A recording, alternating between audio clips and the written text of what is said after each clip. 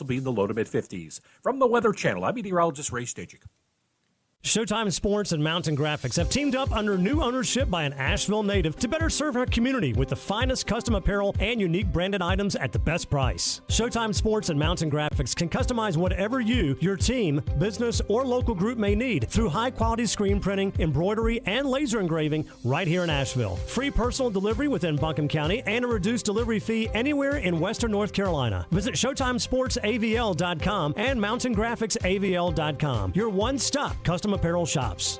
QC Kinetics patient Robert Patterson, a veteran and business owner, struggled at work and in the gym with chronic, agonizing shoulder pain. Those injuries just continue to nag, and if you don't treat them, they just get worse. And I just kind of abused my body for a long time, and it finally had said enough is enough. That's okay, because QC Kinetics tells your pain, hey, enough is enough. Their regenerative treatments bring you relief by helping restore and repair damaged tissue with no drugs, no downtime, and best of all, no surgery. I was able to exceed the goals that I had previously attained in the gym. It was absolutely worth its weight in gold, so I could continue to live life without limitation. Ready to get lasting relief from your joint pain? Call QC Kinetics to learn more about how natural biologic treatments can get you lasting results. Call now. It's a free consultation. 828-333-9517. QC Kinetics, 828-333-9517. To some, a baby's babbling doesn't mean much, but it does. Especially if there's no babbling at all. Little to no babbling by 12 months or later is just one of the possible signs of autism in children. Learn more at autismspeaks.org. Brought to you by Autism Speaks and the Ad Council. Hear that? That's the sound of new digital instants from the North Carolina Education Lottery. Now you can play right from your phone and win real cash prizes. It may all sound new, but winning, oh yeah, big money, is as thrilling as ever. Register to play digital instants for a whole new way to win. Must be 18 to play. See prize and odds charts at nclottery.com/digital-instants for details. Problem gambling helpline 877-718-5.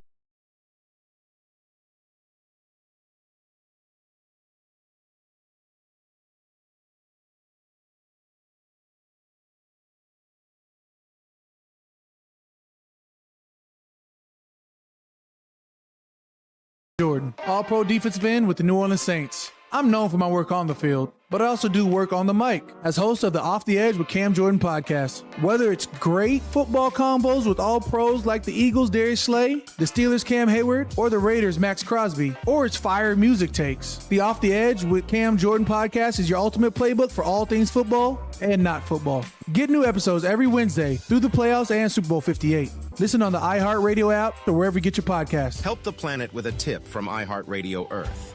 Marine litter is often the result of poorly managed trash on land. To help prevent trash from escaping from your outdoor trash bins on collection day, keep the trash bin lid closed. Don't overflow it, and put it out for pickup shortly before the scheduled pickup time. Brought to you by iHeartRadio Earth and the National Environmental Education Foundation. To find more tips for smarter, sustainable living, or to take action in your own community, go to iHeartRadio.com/Earth. From the Ingles Studios, this is ESPN Asheville, WPEK, W225CJ Fairview, WMXF Waynesville, and iHeart Radio Station. Now, your chance to win $1,000. Just enter this nationwide keyword on our website, check. That's check. Enter it now. Log on now to ESPNAVL.com. The pounding begins. The wagons are circled.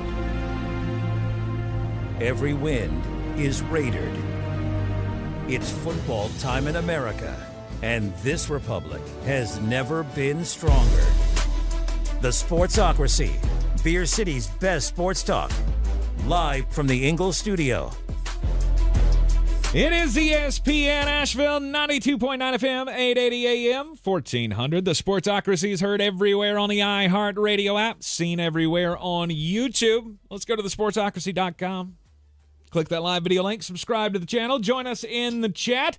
I'm Tank Spencer, filling in for Flostradamus Jeremy Greene. Today it is News 13 Sports Director Chris Womack. Great to have you in, man. Yeah, man. Thanks for having me on. Jeremy getting to do all the fun stuff. This is pretty enjoyable too. Yeah. Well, I mean, we like to have fun. We like to cut loose a little bit every now and then. This will be a little more unbuttoned than your normal job. I love unbuttoned. Of course, Chris, you can hear him bring all the national and local headlines in the sports world. Each and every Monday through Friday, you do 6 and 11? 11, yep. All right, 6 and the 11 broadcast there at News 13. Glad to have him along on the ride today. He is from Alabama, so Alabama grad as well, right? Roll Tide. So if you'll remember back when Nick Saban made the announcement, we had him on the program to get his thoughts with that, and we'll get into more of that coming up because, Alabama's chief rival, the Tennessee Volunteers, are in trouble again. And that proves that you know football because they are the chief rival, not Auburn. It's not. There are 2 schools in the country that I do not wish anything positive to happen to them in any form, and it's Tennessee and Ohio State. Okay. I like it. Are you ready to put Georgia up there yet with the battle we've had the last few years? As long as they've had Kirby Smart, I mean, he's one of ours-ish. I see what you're saying. So it's kind of a brotherly thing with Georgia. It's probably the same thing with Clemson and Dabo. I mean, even the success they had against Alabama, Dabo's an Alabama guy. So okay, all right, he's able to put that away. I, however, am not, and screw Alabama. We'll get into some college football though, because we got NIL business to talk about. It is a wacky time right now in college football, and the NIL is, well, it's making a big splash. We've got federal lawsuits filed now. We've got all kinds of things going on as far as that goes. Jones Angell, the voice of the North Carolina Tar Heels, will join us at the top of the next hour. 1 o'clock, it'll be Tar Heel time as we got a huge game this weekend. Who's playing? 10 matchup between the Duke Blue Devils and the North Carolina Tar Heels in Chapel Hill. Tar Heels just picking up their first loss in ACC play, so they're going to be super ticked off going into the Duke game. Of course, Duke probably not going to be too happy either because didn't they lose the other night as well? Or they lost last weekend. Maybe it was feels like they lost 2 or 3 recently. games ago. On Saturday they beat Clemson by 1 point.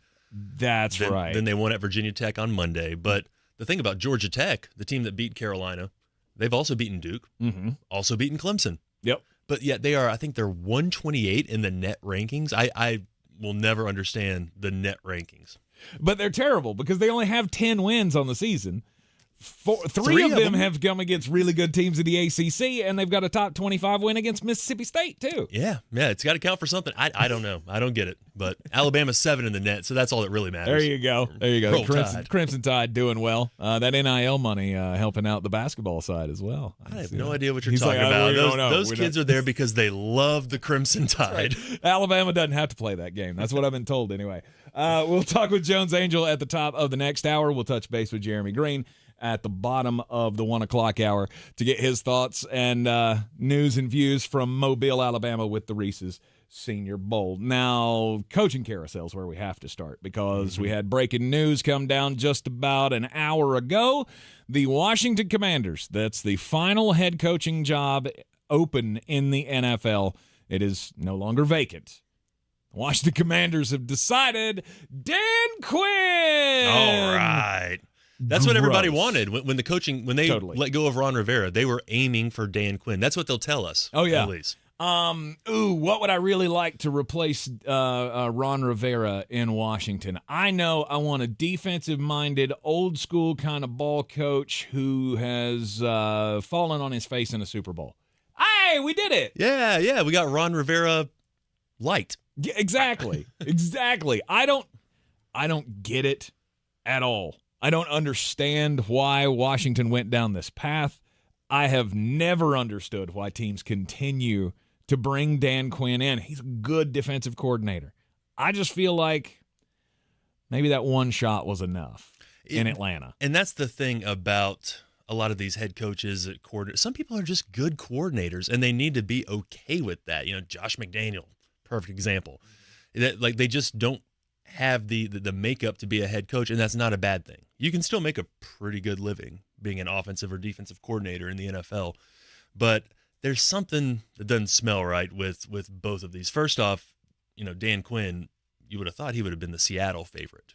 Yes. But they passed on him. And then Ben Johnson comes out and he's not interested in the Washington job. Mm-hmm. Okay, so there's something, maybe it's a case of the Isles of Misfit Toys coming together, and that's who was left at the dance. And Bobby Slowick, same thing. Yep. Star offensive coordinator of the Houston Texans. He was being interviewed. I think he got 2 interviews with the Washington Commanders, and then he came out 2 days ago and said, not doing it. Yeah. I'm staying where I'm at. And the Commanders have a decent roster. I mean, it depends on how you feel about Sam Howell at quarterback, and maybe an offensive guy could have gotten a little bit more out of him. Maybe they'll go quarterback in the draft, which probably will. But it's not the worst roster in the world. I would say it's better than the Titans roster. Yes. Yeah, and people wanted that job at least. I'm just stuck trying to figure out what the process was here. I know I don't have the view inside the closed doors, and neither do you. But we can guesstimate on why this happened. And it comes down to, there's several avenues that you could take here. Did the young guys get in the room with the shot callers there in Washington, whoever it was, this was the Rick Spielman group that was running the search. And Josh Harris. And Josh Harris as the owner, and then he had the consultants of Rick Spielman, and I keep forgetting the guy's name from the Golden State Warriors. Oh, my goodness. The GM out there that built the dynasty team. Right, yep. Bob something, I think. Anyway, he's got those guys there to lead the search. Mm-hmm. They bring you in. Maybe you just didn't feel great about the prospects here. Did they have a set mindset on we're going in like was with offensive coordinator job last year? Mm-hmm. This is our quarterback. Did you lay that down to them with the number 2 pick in the draft and go, if you do this, we're drafting a tackle and you're sticking with Sam Howell? To me, that's the only way that a young guy would look at this and go, nah, I don't want to be a part of that. But even if they did say that, so many young guys just getting that first head coaching job, it outweighs a lot of the other stuff. If maybe they wanted to go defensive guy the entire way, but if that was your idea, what's wrong with Mike Vrabel? There you have a guy who has been successful as a head coach, and I think it was crazy the Titans fired him. At full disclosure, Titans fan, born and raised in Nashville, Tennessee, but I don't quite get it. Maybe that was the deal breaker for a lot of them. If you're going to bring me in to a bad team and not let me use the best asset you have in the draft and how I feel would improve the team, maybe that would be a deal breaker. Because nobody wants to fail in their first head coaching season. Right. YouTube comments, Stone Sports Podcast says Bob Myers. I can never remember Bob Myers' name. Anyway, Dan Quinn being the new head coach of the Washington Commanders feels a whole lot of just the same kind of thing. Yeah. Like you're the guy that's got the underwear drawer that just has the same tighty-whities that have Monday, Tuesday, Wednesday, Thursday, and this is all we can do as the Washington Commanders is just same old, same old. Maybe I thought guys would come in and be excited about Josh Harris and the new ownership group, and this is a fresh start. But do you want that as a first-time head coach? Do you want to be the first guy in the door? We always say you never want to be the guy who follows the guy, right? You don't want to be in Gerard Mayo's shoes having to follow Bill Belichick. Yeah. But do you want to be the first guy? I would think so, because I think they would be more committed to you, right? Like they'd probably give you a longer leash, maybe a little. Who knows? In today's world, if you don't win a Super Bowl, you failed. You know, which I guess that's how it's supposed to be. But only for certain teams. Oh my goodness, yeah, and people need to get a grip. Like, winning a football game is hard, whether it's college or NFL. It's not easy, and if you do that more often than you lose, I call that a win. Mm-hmm. Dan Quinn was not ever a guy that I looked at on television and saw him coach the Atlanta Falcons and go, you know what? That guy grabs the locker room. Yeah, rising star. He may, and I'm sure all of his defensive players over the years will back him up and say he was great and I loved working for him and I would run through a wall for him and all of that. There are just some guys that, like, I'll look at Todd Bowles in Tampa. He does nothing for me. I go watch him, and he's just dry sandpaper. I would argue he's a generational talent at head coaching, and that the Bucks should probably hold on to him for as long as they can. Oh, 100%. 100%. He was a guy that definitely deserved a second shot in this league, and you see how it's paid off. I mean, 3 straight division championships. Yeah, the good thing about this coaching cycle, though, I don't see as many retreads as we normally get. Dan Quinn, really the first one. I mean, Harbaugh kind of left of his own volition when he went back to college and then comes back to the NFL now. So I don't really count him as a retread. But I think it's nice to see some of these newer names getting a shot. Although, out of the same mouth, I'll say Mike Vrabel deserves to be a head coach somewhere. Agreed. Because, how he got let go in Tennessee, that blows my mind. Right. I was at the last game. I went because I thought it would be Derrick Henry's last game. And I had never seen him play as a Titan. Little did I know it was going to be Vrabel's last game. So you got 2 benchmarks on that one. Well, Derrick's not official yet. That is true. Yeah, holding out. I don't know that I like your chances, though. I don't either. I don't either. Because I got a feeling Derrick's one of those that would be, I'd like to come back. I'd like to be a lifelong Titan, but I also want to win. I also want to win. Yeah. And I'm not going to do that here. I mean, I just can't hang. His body can't hang on for another 4 years. Yeah. To try to win one, and I think that's your timeline for being at least a threat. Yeah. What is it? 10,000 carries, I think they say, is when the running back starts going downhill. And he was fortunate at Alabama. He really only started 1 year. Oh, they rode him that 1 year. Back-to-back Auburn to the SEC championship game that year. He carried the ball 90 times in those 2 games. Yikes. And at high school, he racked up all those yards in high school, but I feel like he did it on like 10 carries. Like he'd have a game where he rushed for 432 yards on 6 attempts. Right, right. Dan Quinn becomes the head coach of the Washington Commanders.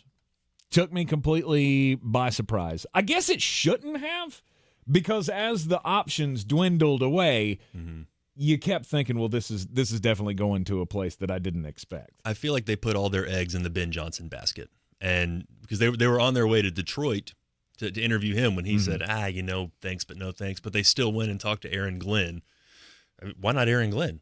I mean, Dan Quinn, I don't know. Same thing, different person, but it is going to be interesting to see what they do with his coaches.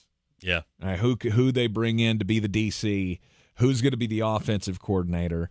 Some were wondering what the prospects would have been for Eric Bieniemy to get that job. Does it feel like his ship has sailed? Yeah. I feel like going to Washington was a gamble that he lost on. I think the only place that he might end up getting a head coaching job is in Kansas City when Andy leaves. Yep. And that's only going to be if Andy says, y'all need to give it to Eric when I leave. Yeah. Yeah. That's probably – heck, the AP, I think, started the rumor that Bill Belichick was getting that job.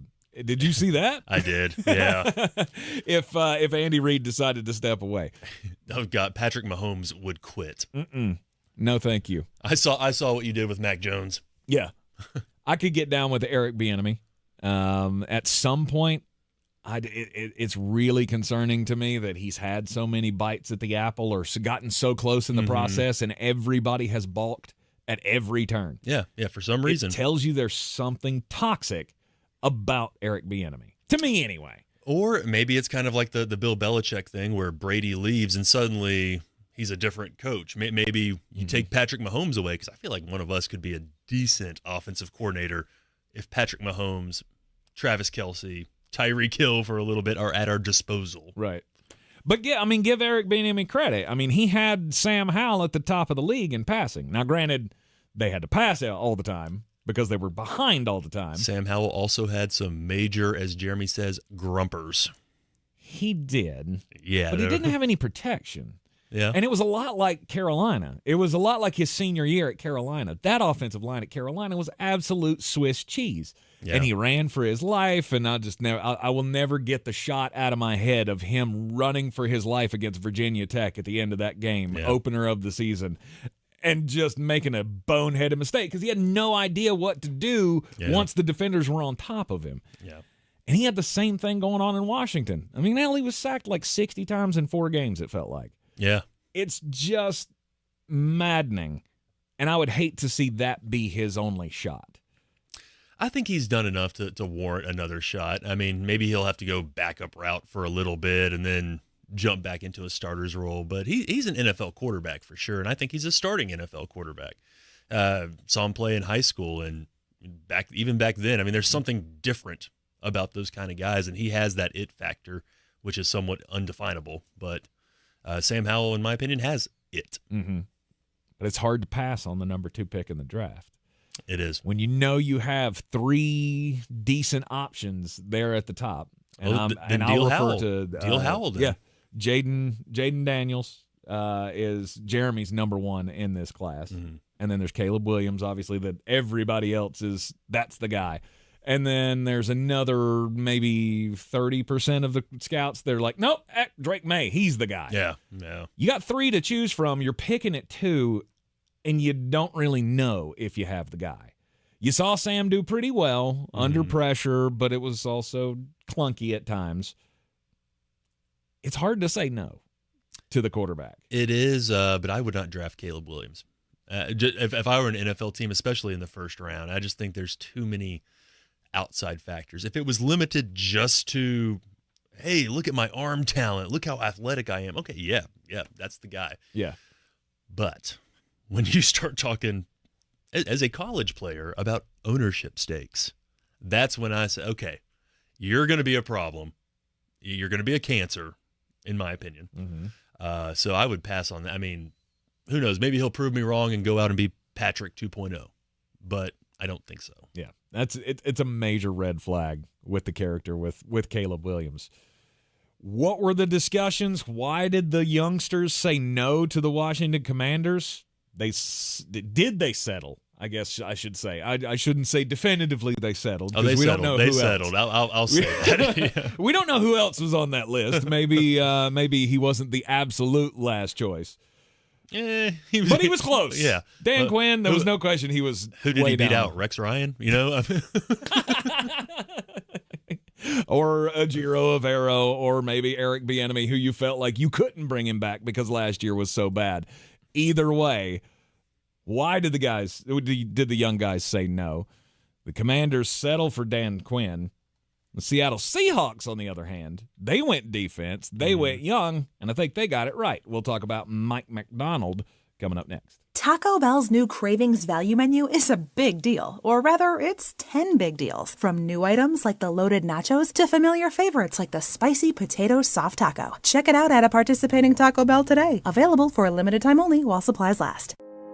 Sick and tired of achy joints? Dread the idea of surgery? You need to call QC Kinetics today. Listen, the state of healthcare is always changing. The old ideas like steroids and surgery are no longer your only options. Regenerative medicine at QC Kinetics is transforming lives with innovative, non-surgical, drug-free treatments that deliver lasting results. Knee pain, back pain, shoulder pain from arthritis or injury? Don't let this pain keep you from living your best life. QC Kinetics advanced state-of-the-art treatments harness and direct your body's natural ability to restore and repair damaged joint tissue. This is a revolutionary approach that can get you long-term relief with no downtime.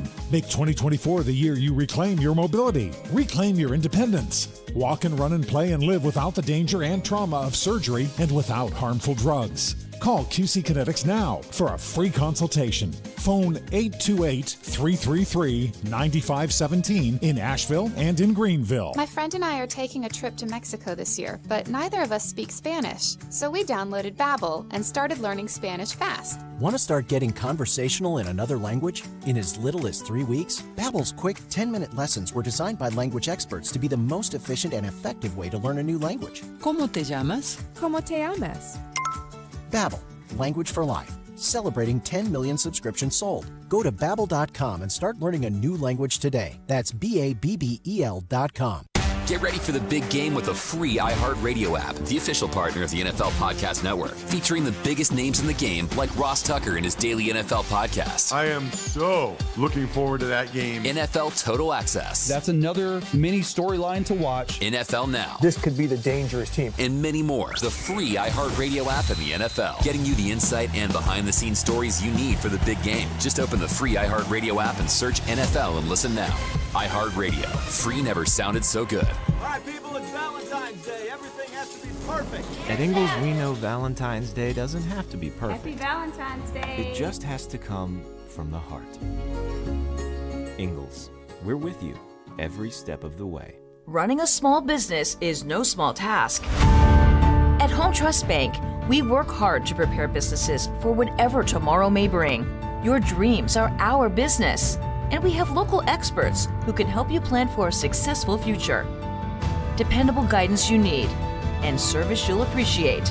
At Home Trust Bank, we take your small business banking personally. Visit your local Home Trust branch or anytime at htb.com. Member FDIC.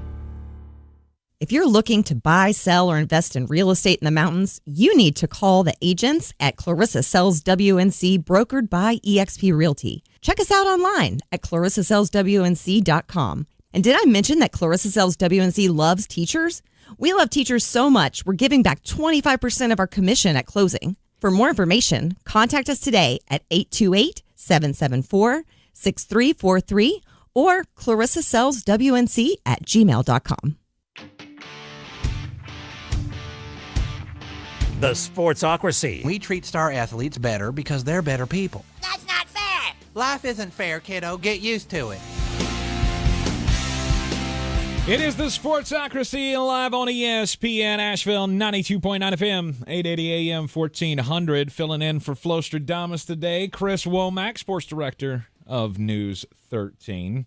Did you take this evening off, or you just jolting out of here going straight to the TV station? So I don't have to do the 6 o'clock because we have a weekly feature segment that runs Thursdays at 6, but I will be there for the 11, going down to shoot the Clemson women's basketball game after this. Oh, okay. All right. Well, be safe on the road, and we'll look forward to seeing the report tonight at 11 o'clock, 6 and 11. Every Monday through Friday, except for Thursdays, apparently. Yes. I make it up with a lot of Saturdays during the fall. So. Oh, no doubt. No doubt. There's a whole bunch of the high school football. That's our favorite thing to do. Friday nights, 11 o'clock, sit around and watch the Blitz. Well, it's the frenzy. Excuse me, the frenzy. I keep forgetting. Loyal viewer tank over there. Everybody's got their own name for it. You still love watching Stan Pamphilis, too? Is that? Oh, yeah, he's awesome. He does a great job each and every night. All right, we are talking NFL head coaching carousel. Washington Commanders making the move today, getting Dan Quinn as their head coach. Just a quick reminder, when he was in Atlanta, yes, he had the terrible collapse in the Super Bowl. Other than that, he was a 500 head coach. Of course, that's a 500 organization. Yeah. What's Washington?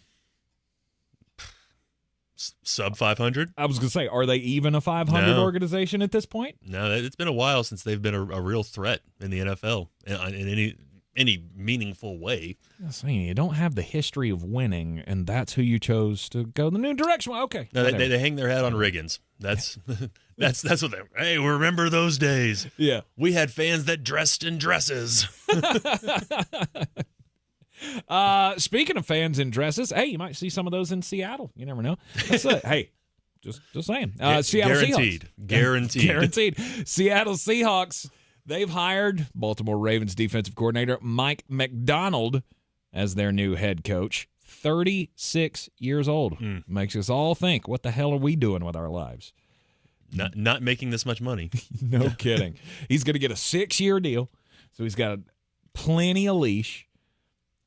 Although that means nothing in the long run. It doesn't, but don't you think it does in Seattle? Don't you think if Seattle comes out and says, you know what, we're starting a new franchise era here, Pete's gone, I'm not bringing a guy in and going to fire him in 2 years because he can't win. Yeah, they have a much better ownership structure than, say, the Carolina Panthers. I mean, because Frank Reich wasn't on a 1-year deal. No. or 11-game deal, whatever it ended up being. But yeah, I think Seattle will give him the time and the leash to leave his mark on the team and the program and whatever they want to call it at that level. But yeah, no, he's in a much better situation than a lot of these new hires. And he's been an amazing coach at every level for the last few years. Yeah. He was at Michigan with Harbaugh, and then he jumped to join the other Harbaugh with Baltimore, had them on the brink of doing something in the playoffs, and then the Ravens did that thing they do. And the Ravens, I mean, no matter who's there, what names are on the back of the jerseys, it feels like their defense is always a strength, always a calling card. That going back to the Ray Lewis days. They've always had somebody that you've had to really fear, and he just kind of kept that going. Yep. They were a very aggressive defense last year, leading the NFL in sacks, among the best in rushing and passing, or at least top 10. I feel like if you're really good at one, it's tough to be really good at the other one. Oh yeah. Well, but they were good at both. I mean, they were number one in points allowed. They were number one in takeaways as well. Yep. Which is key, because I heard Mike Vrabel talk about this when they got bounced by the Bengals in the first round. He said, everybody talks about sacks, but turnovers is really what matters. Turnovers are what decide games. And if you got a guy that knows how to generate those, that's a huge plus, especially in a city with the kind of defensive history of Seattle. I mean, look at the Cleveland Browns were a perfect example to me all season long. There's a reason Joe Flacco was leading that team to the playoffs. It wasn't because Joe Flacco's still elite. Yeah. He's fine, and he can still make throws, and he can still see the windows and all of that. But the defense was creating 5 turnovers a game, it felt like. Every time the other team turned around, they were taking it away from them. Yeah, when you get 3 or 4 or 5 extra possessions a game, most NFL quarterbacks will cash at least 2 of those in for touchdowns or field goals. Right. So the Ravens are, now they're trying to figure out who's going to be their defensive coordinator. The problem is they can't make their secondary coach the new defensive coordinator, because he's gone to the Tennessee Titans. Your Tennessee Titans have hired Denard Wilson, who was the defensive backs coach for the Baltimore Ravens this past year. Why is that important? Because they were number one against the pass this year. Yep. He was also the defensive backs coach for the Philadelphia Eagles. And remember how we talked all year long about how Darius Slay and James Bradbury had fallen off a cliff? Yeah. Denard Wilson left and went to Baltimore. Yeah. Their secondary got better. Phillies has got worse, and that was the ultimate downfall of their season. And now the Tennessee Titans have decided that's our guy. And when you're in a division with C.J. Stroud and Anthony Richardson and Trevor Lawrence, and and you're bringing Will Levis to the fight, then I think that Wilson is a fantastic hire by Brian Callahan. I mean, hopefully he'll be able to shore up that pitiful Titans defense. God, there's so many issues in Tennessee that I mean, we had that 2-year stretch with Vrabel where I'm like, all right, so this is what it's like to watch a winning football team, and then Tannehilled in the playoffs, and after that it was back to the Zach Mettenberger days. Ooh. Yeah. Yeah, those were rough. The only reason I remember Zach Mettenberger, we have the same birthday. Oh, okay. Yeah. All right. And because of that, the Tennessee Titans wished me happy birthday on Twitter one time. Interesting. Yeah. Did they tag you in it, or was they responded to me? Oh. Because I quote tweeted something to say like, I didn't know I had shared a birthday with the Titans quarterback, and then the Titans tweeted, happy birthday, Chris. Hey, that's awesome. That's one for the books. You gotta save that every time. I still have the screenshot saved when Vanilla Ice liked one of my tweets. Luke Combs quote tweeted me one time. Nice. Yeah. Nice. Then, hey, Jeremy got blocked by Baker Mayfield. Oh, wow. Yeah. I wish there was a way to see who's blocked you. There probably is, but I feel like it would also involve a virus coming onto my computer. Possibly. Yeah, but I would love to see the random people that have blocked me. I could not help you out with that, but I bet you we give Jeremy a little time. He can sniff that out for you. Figure out who your biggest enemies are. Yes. Tennessee Titans, though, hiring Denard Wilson from the Baltimore Ravens. We also have had changes in Philadelphia to their coaching staff. Brandon Staley. No hotter name in the market right now than Brandon Staley. Brandon, really? I'm kidding. That's of course not. Is he gonna get the job? Kellen Moore, he was a good addition. Yeah, I feel like he was a guy that needed a different spot. I feel like he became kind of the I'm trying to think of a better term, the scapegoat for a lot of things in previous stops. But yeah, Brandon Staley, golly. I mean, you're talking about a guy that nobody wanted. You know what I'm saying? Like, again, what's the competition level for him? I don't think anybody does want him. Yeah. Although, I mean, Vic Fangio, how do you feel about that? Oh, Vic Fangio. To me, he's another one of those. Good coordinator. Be glad to have him on my team. Yeah. If he wants to be the defensive coordinator, fine. I don't want you to be my head coach, though. Yeah. Brandon Staley looks like he's going to end up going back to the Rams, which makes all the sense in the world to me. Yeah, I mean, that's kind of a safe space for him. Yeah. You know? Yeah. That's... You got so many guys have been hired under this Sean McVay tree already. Yeah. I mean, why not? Why can't Sean McVay have the same thing Bill does? Every time one of my guys goes off and fails, you can always come back home. You know? Nick did the same thing down in Alabama. No, but they weren't his guys. He would bring in other people's guys and rehabilitate them. And, yeah, you think about the careers he saved. Oh, yeah. It's Sarkisian, the rehabilitation tour. Kiffin, Loxley. Bill O'Brien. Well, did he save him? I mean, I feel like Bill kind of got ran out, you know. But Kirby Smart, although he hadn't been a head coach, and he didn't need rehabbing. Right. Right. There have been a lot. I was just poking the tank. That's all I was doing. Yeah. Brandon Staley, he's interviewing for the Rams defensive coordinator job. Kellen Moore, he did end up getting the OC job with the Philadelphia Eagles, from what I understand. And again, there are some guys that you look at and you go, you deserve the second chance. Yeah, I think Kellen Moore's one of those. I believe so. Absolutely. Yeah, I mean, you think about where he's come from. Dallas, you know, quarterbacks coach, offensive coordinator there. Not the easiest place to be a coach. And like I said, I feel like he got scapegoated a little bit because, I mean, I think he's a great offensive mind. And that now you go to Philadelphia where you've got Jalen Hurts, which I would even say jury's still out on Hurts. Yes. But you got Devontae Smith, got A.J. Brown. I mean, you got some toys to play with up there in the city of brotherly love. So we'll see what he's able to do with that. Yep. You're in the Sportsocracy. This is ESPN Asheville, 92.9 FM, 880 AM, and 1400. Joining me in the studio, filling in for Flostradamus, Jeremy Greene, News 13 Sports Director Chris Womack. Take a quick break. When we come back, it'll be time to get just a bit outside. This is your Exergen Temporal Scanner weather forecast on ESPN Asheville. All right, looking good into the afternoon. I really think this nice weather is going to continue over the next few days, probably through our first weekend of February. Groundhog Day is going to have sunshine, so whether it's a groundhog or whatever else is going to go out, try to see its shadow. It probably will. Sunshine today, 57. Tonight will cloud over briefly, 32. But we should see the sun return tomorrow. With a breeze, highs will be around 55. Saturday and Sunday, mostly sunny. Highs will be in the low to mid-50s. From the Weather Channel, I'm meteorologist Ray Stajic.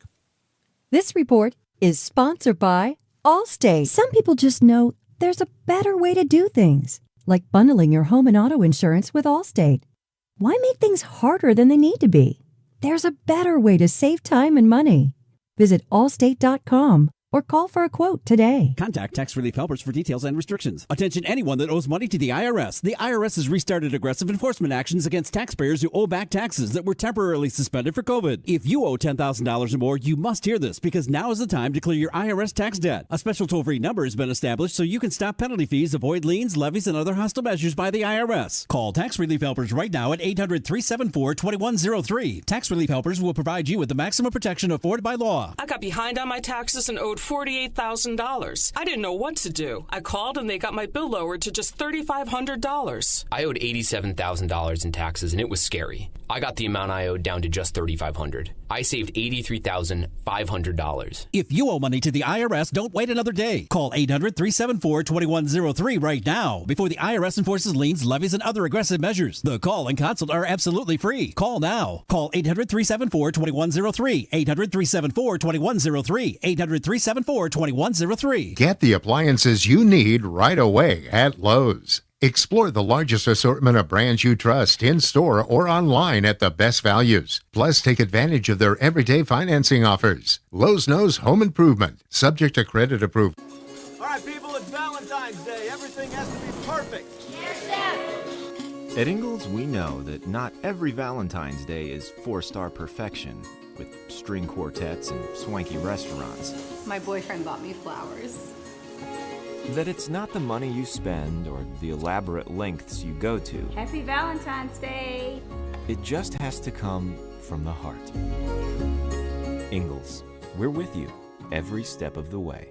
Showtime Sports and Mountain Graphics have teamed up under new ownership by an Asheville native to better serve our community with the finest custom apparel and unique branded items at the best price. Showtime Sports and Mountain Graphics can customize whatever you, your team, business, or local group may need through high-quality screen printing, embroidery, and laser engraving right here in Asheville. Free personal delivery within Buncombe County and a reduced delivery fee anywhere in Western North Carolina. Visit ShowtimeSportsAVL.com and MountainGraphicsAVL.com. Your one-stop custom apparel shops. If cleanliness is next to godliness, look around the car right now. Is that very godly? Look, life comes at you fast, but so does WNC Auto Detailing. They have the tools to make your interior look like it's coming off the showroom floor. You don't believe me? Check them out on Instagram. All that filth and years of stains disappear. WNC Auto Detailing does full interior and exterior details with paint correction, and they do wax and ceramic coatings. Call WNC Auto Detailing at 455-3700. Premium care with a Southern hospitality touch. Boy, you must be outside your mind. The Sportsocracy. Just a bit outside. He tried the corner and missed.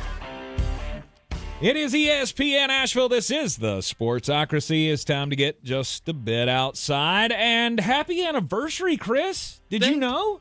It's the anniversary for everyone. Of what? 20 years ago today. 20 years ago today. The downfall of American society began.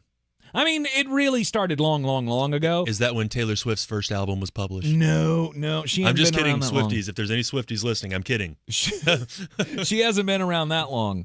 No, 20 years ago today was Nipplegate. Janet Jackson, yes. Justin Timberlake. And that was when my life got turned upside down.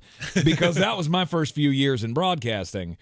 And from that point on, it's only gotten worse. The restrictions on what you can say and when you can say it. And I remember we never used to have to do like bucket tests where you got to put the appropriate phrase in the thing to show the corporate that you know what's allowed and what's not, and all of the training on sensitivity. And this is where it all started going downhill. Wardrobe malfunction. Exactly. Yeah, complete accident. Wasn't planned. Not buying at it. all. Still not buying it. 20 years later, nobody else is buying that lie. But if that happened today, people would just be like, "Oh, is that it? Is that?" I thought they were going to do an edgy halftime show. You know? Right. Have you seen, like Nicki Minaj perform on or Katy Perry? An award show or something? Yeah. Janet Jackson. She got the raw deal in all of that because she got all the hate, and Justin really didn't face any backlash. Yeah, no, none at all. None at all. We had to change every FCC regulation and rule. They all started cracking down on all of us broadcasters at that point, and it got insane. Yeah. And the fact that anniversary comes today, the day after one of the stupidest conspiracy theories I've ever heard in my life got uttered. Did you hear this about Taylor Swift? And potentially endorsing Joe Biden? Oh, there are some that believe she's a deep state. She's a deep state. Everything's deep state now. Spy and There's someone that will stumble across this recording, and they will say, well, all right, Tank Spencer and Chris Womack, they're part of the deep state we're too. In on it. They're covering it up. Exactly. We're doubting it, so we're in on it because Taylor Swift and Joe Biden and Travis Kelce and the Democrats are going to take. My dad told me about that yesterday as he was reading it on his phone, and I went, no, you're making that up. Yeah. That's not serious. Nobody actually believes that. Maybe nobody actually believes it, but they made it up for a viral story, and guess what? It worked. And so here's the thing. Even if she is about to endorse Joe Biden, which I don't think Taylor Swift has ever really gotten into the political realm, at least that I can remember. I believe that she has always endorsed a Democratic candidate. and how much of a difference has it really made, though? You know what I'm saying? Like as an American, that's your right to endorse whoever. And if you vote for somebody just because somebody else endorsed them, that's a you problem, not a them problem, in my opinion. But yeah, I mean, God bless. Like, it seems like Taylor has tried her best to not steal the spotlight from the football game she goes to. She can't help that the network cameras. I think they have one trained on her the entire game. They do, just in case she does something quirky. Like, oh, that's going to be a great meme. Mm-hmm. But she hasn't been doing interviews. She's been kind of sneaking in the best she can, even because there's people there camping out waiting for her. But, right. I don't think that she would use the Super Bowl as an opportunity to do anything for herself. It's asinine. I don't either. I don't believe any of it. I don't believe that this is because the conspiracy that was floated was that like she was gonna come in for the Super Bowl and then they were gonna co-opt the halftime show for a proposal, and then after the Chiefs win, because it has to go down that way to get Taylor and Travis, the newly engaged couple, onto the podium post-game so that then they can endorse Joe Biden for president, and then that will further lead down the path of all of the women in America voting for Joe Biden, and then obviously, how would this conversation go? Hey, Coach Reed, I've got to step out of the locker room. I'm part of the halftime show. Do you think Andy Reid is going to say, you know what, Travis? Yeah. Go ahead, miss the adjustments, miss the second half game plan. Like, go propose. Yeah. And points for Hubert Queen. He says, with Taylor's choice in men, who would listen to her endorsement? I love it. All right. I love it. She's chosen wrong Cha-ching. every time. Okay. If that's the way you want to take it, I'll stay out of this fight. All I'm saying is I feel like a lot of this attention that she is getting, obviously she is the most popular person on the planet right now. Not according to some. Oh, yeah? I don't know if you saw that. What was that? A former president said that he is more popular than Taylor Swift. I'm sure he believes that. He can believe it all he wants to. Oh, my gosh. But it's not true. What people are paying for Taylor Swift. I have never admitted this publicly. I will now admit it on it. So my wife got tickets to go see Beyonce last year. Okay. I got home and she told me, hey, babe, I bought tickets to see Beyonce. Do you want to guess how much they were? So I think you and I come from the same school of perception of money. Uh-huh. So I said, what, 200? And she spit out her drink and higher. Oh, no. So I said, 3? Jack it up. 5? She laughs. Oh, no. And it got $900. That's how much she spent? Yeah. And that's it. But was that a fun discussion? I told her, you know what? You work hard. You deserve to have a little fun. She doesn't do a whole lot for herself. I was generally supportive of it. I don't know that there's anything I would pay $900 to do, at least a concert. But you look at Taylor Swift, that's a deal for Taylor Swift. Yes. I mean, you're talking thousands of dollars, tens of thousands in some cases. It's a mesmerizing effect. Yeah. Yeah. And people are going to see her multiple times. Like you may remember Maria Santora, my former weekend anchor. Yeah. She went to see Taylor twice in a week. Wow. How you can afford that? I have no idea. I mean, people are taking out mortgages on their houses to go see Taylor Swift. It's It's that big of a thing for them, or at least for their kids. And apparently, this Eras tour is the one that she just wrapped up. I guess every one was different. Everyone had like 2 songs that were unique to that particular night. I don't care. Yeah, I don't care. Yeah. There's nothing that you could do. There's no one that could come to town that would play in my living room. Yeah. That they're like, hey, $1,500 and we'll have I don't know, whoever come play in your living room. Yeah. I think the most money I would spend for a concert would be Eminem. And I'm kind of dating myself there but I don't even know if he's touring anymore. But Eminem, I think I would still cap that about $250. You know? And that would be a hard decision for me. I'm a cheapman. I don't like paying for anything. Yeah. And I've worked in radio for a long time, so free concert tickets are right down my alley. Yeah. And also being frugal. It's in our DNA when you work in media. 100%. Like, hey, we're going to spend $150 to go see the Rolling Stones. Nope. Oh. You can go do that on your own. So which car are we selling to pay for that? Yeah, exactly. It is the Sportsocracy, ESPN Asheville. You got a just a bit outside story? I think we do. We discussed it in the break. Oh, yeah. Well, it's time to get to know you. Dave Canales, the new head coach of the Carolina Panthers, he's got a past that you may not know about. Yeah, it's quite interesting. You can know about it because he has detailed it in a book. Mm-hmm. So I'll read you the headline. So this is interesting because it's on MSN, but it has Fox News right above it. So it does. Interesting. Yeah. It's good to see them working together. Yes. Yeah. So credit to one of them. New Panthers coach Dave Canales detailed secret life of pornography addiction, binge drinking in book. So the article goes on to say, as Dave Canales takes over as the new Carolina Panthers head coach, a book he co-authored with his wife, Lizzie, is making the rounds as it details his pornography addiction and binge drinking from the past. The book is called This Marriage, The Question That Changed Everything, a book that revealed his past addictions and how he overcame them. I was living a secret life, said Canales, the former Tampa Bay Buccaneers offensive coordinator, per the Charlotte Observer. Mm-hmm. No matter how hard I tried by going to church, reading my Bible, and praying, I always had a secret, dark place that was just mine. End quote. Okay, it's a bit just outside story. I commend him for being open and addressing it. I would not have the guts to do that. No. No. But it depends on how great your turnaround was, right? So he started going to church. Yep. And they found the Lord. He no longer drinks. He stopped drinking. Yep. Does it say that he quit with the pornography? I mean, that's his business. We don't need to know if he quit with the pornography. Yeah. He's a grown man, he can do what he wants to. Just do it on your own time. Oh wow. He the book also details, this is according to the article, Canales' infidelity, where he admits having multiple affairs, including 1 month before marrying his wife.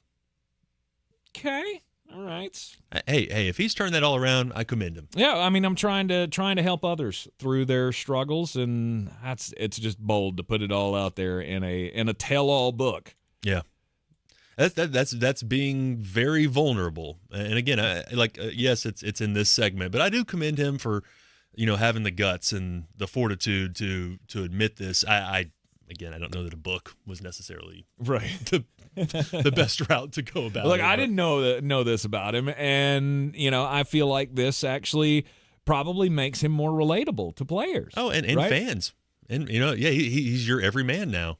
He's somebody that a lot of people can relate to. Yeah, he's been through struggles too, and if he's got a player that's going through troubles on his team, that's somebody that you can lean on, you can go to and say, "Hey, you've struggled. I've got a book for you."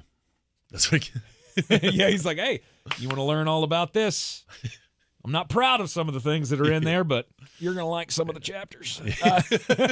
No, he probably wouldn't say that. But news about David Tepper. I was just sent this during the break, or during the last break.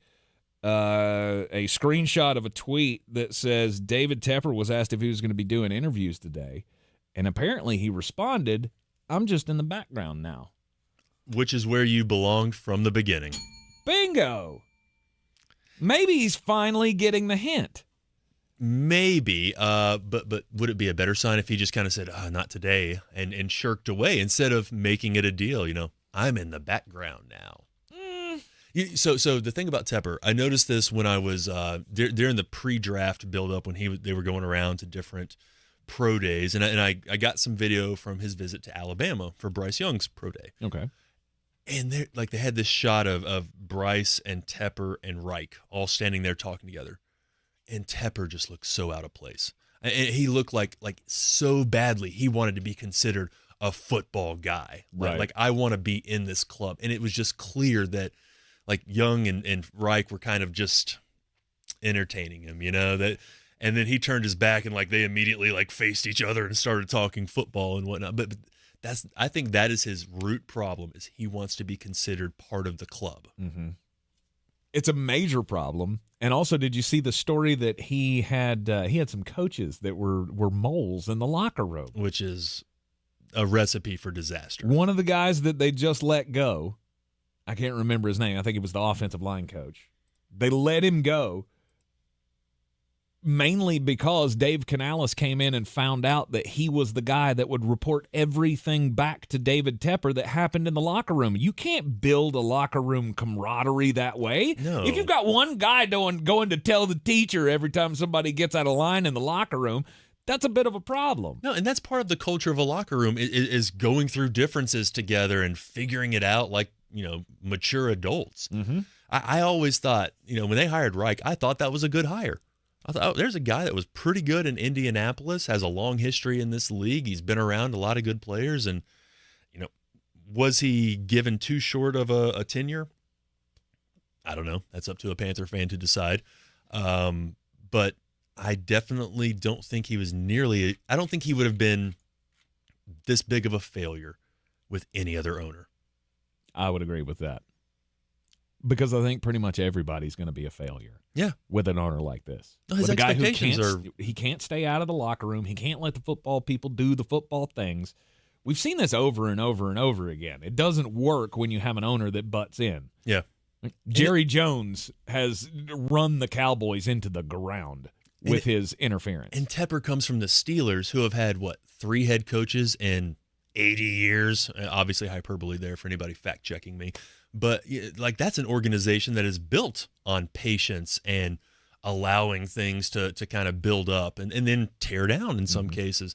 But Tepper, he has such a short fuse. And then you get the throwing the drink at a fan like, dog, you have $18+ billion. What did you gain by throwing a drink at a Jaguars fan? But is the short fuse warranted? No, I think you don't think so. Well, if you want to be successful, now first off, you screwed up with Matt Rule. I think that was that was evident. And see, that's where I come from. Yeah. Is yes, it's been a short fuse. Yes, he's cut these all loose really early, but it's been warranted because you screwed it up so bad. So should he have kept Steve Wilkes? Should that have been the head coach? Yeah, I think it'd have been better than what you did, but I still don't. But I still wouldn't have liked him. It's hard to erase what happened with Reich. But when he was hired, again, I thought, okay, pretty good coach. Mm-hmm. Had a good run in Indianapolis. Now, I would really love if Reich and Scott Fitterer would ever actually be honest and say whether they wanted Bryce Young or C.J. Stroud.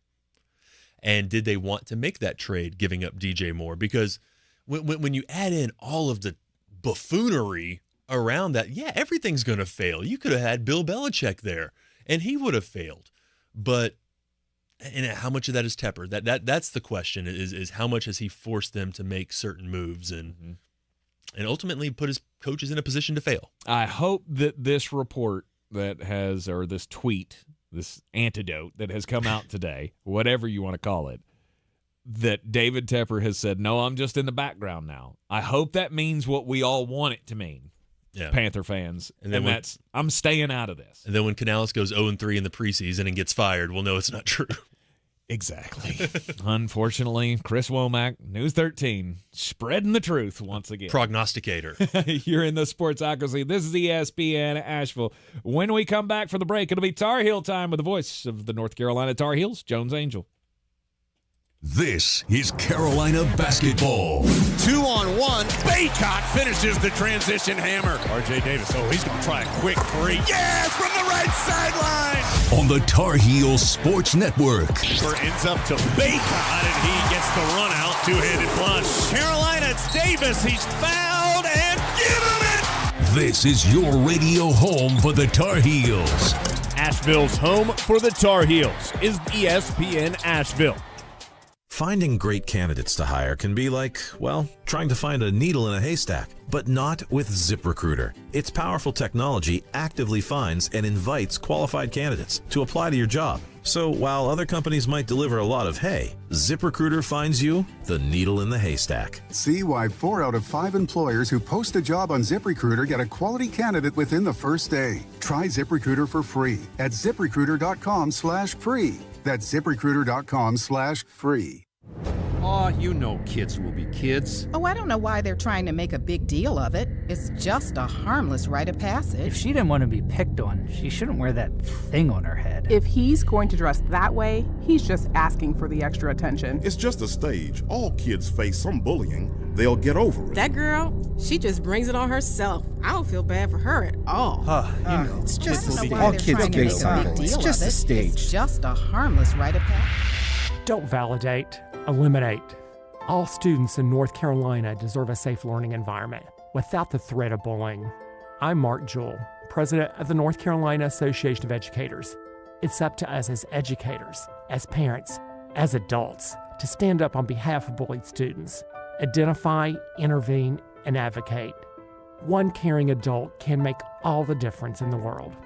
Visit NEA.org/bullyfree. A message from the North Carolina Association of Educators. The Ingles 2024 Southern Conference Downtown Dribble and Kids Fest, presented by Champion Credit Union, will be held Saturday, March 9th, 9:30 a.m. to 11:30 a.m. at the Roger McGuire Greene at Pack Square Park. The Downtown Dribble will feature interactive games, inflatables, pep bands, cheerleaders, and a parade. Each participant will receive a basketball, Downtown Dribble t-shirt, and a ticket to the noon session quarterfinal basketball games. Check-in will begin at 9:30 a.m. at Roger McGuire Greene. To register, visit downtowndribble.eventbrite.com. We're back counting down to kickoff. Let's look at today's 3 keys to premium pre-gaming with Beast Unleashed, presented by Monster Brewing. Number 1, beat the heat. Unleash the beast with bold, familiar flavors, 0 caffeine, and 0 sugar. Number 2, running the option. There's 4 to choose from. White Haze, Peach Perfect, Scary Berries, and my personal favorite, Mean Green. And number 3, at 6% ABV, Max Protect. Always drink responsibly, and you must be 21 or over. Beast Unleashed, available at your local retailer. If you're looking to buy, sell, or invest in real estate in the mountains, you need to call the agents at Clarissa Sells WNC, brokered by eXp Realty. Check us out online at clarissasellswnc.com. Download our free app on Google Play or the App Store. Type in Asheville Home Search. You'll be able to connect with our team and see all the available homes for sale in our area. For more information, contact us today at 828-774-6343 or clarissasellswnc@gmail.com. This is your Exergen Temporal Scanner weather forecast on ESPN Asheville. All right, looking good into the afternoon. I really think this nice weather is going to continue over the next few days, probably through our first weekend of February. Groundhog Day is going to have sunshine, so whether it's a groundhog or whatever else is going to go out, try to see its shadow. It probably will. Sunshine today, 57. Tonight will cloud over briefly, 32. But we should see the sun return tomorrow. With a breeze, highs will be around 55. Saturday and Sunday, mostly sunny. Highs will be in the low to mid-50s. From the Weather Channel, I'm meteorologist Ray Stajic. I'm glad you agreed to this date, Mr. First Tuesday. Oh, me too, but I have to admit something. I've never been on a first date. But you are a date, and first is in your name. Yeah, I guess I've just been married to my work, you know? Spreading the news about new scratch-offs coming out every first Tuesday. New scratch-offs release every first Tuesday? Wait, you don't know about new scratch-off tickets that come out Okay. Well, okay. You got me. Must be 18 to play. Problem Gambling Helpline, 877-718-5543. All right, people, it's Valentine's Day. Everything has to be perfect. At Ingles, we know Valentine's Day doesn't have to be perfect. Happy Valentine's Day. It just has to come from the heart. Ingles, we're with you every step of the way. The NFL playoffs are here, and there's no better way to stay up to date on the latest from our league than with the Around the NFL podcast. Join me, Dan Hansis, and my buds, Mark Sessler and Greg Rosenthal, for news and fresh content all playoffs long. We've been doing this together for over 10 years, and the playoffs always offer up something we've never seen before. We'll preview and recap every game as we make our way through the playoffs and to Las Vegas for Super Bowl 58. Listen to the Around the NFL podcast on the iHeartRadio app or wherever you get your podcasts. Heed the call. From the Ingles Studios, this is ESPN Asheville, WPEK, W225CJ Fairview, WMXF Waynesville, and iHeart Radio Station. Now, your chance to win $1,000. Just enter this nationwide keyword on our website. Bonus. That's bonus. Enter it now. Log on now to ESPNAVL.com. And good luck from your friends at ESPN Asheville. The Sportsocracy. It fires me up, man. I love it. Say it one more time. The Sportsocracy. Shake it back! Beer City's best sports talk. It is gross. Just earlier. They are mature, actually. You just have to get to know them better. Your lunchtime dose of dumbassery. Live from the Ingles Studio. It is ESPN Asheville, 92.9 FM, 880 AM, 1400, and the Sportsocracy is heard everywhere you go on the iHeartRadio app, seen everywhere, live on YouTube. Just go to thesportsocracy.com, click the live video link, subscribe to the channel, so you can join us in the chat. If you are joining us on the YouTubes, you can see Chris Womack. He is news director of News 13, WLOS. He's joining us. For a moment. Well, I always try to get the branding right. Yeah, so so I don't want to mess it up. I don't want to do the call letters first and then the News 13. People won't watch WLOS, but they will watch News 13. That's right.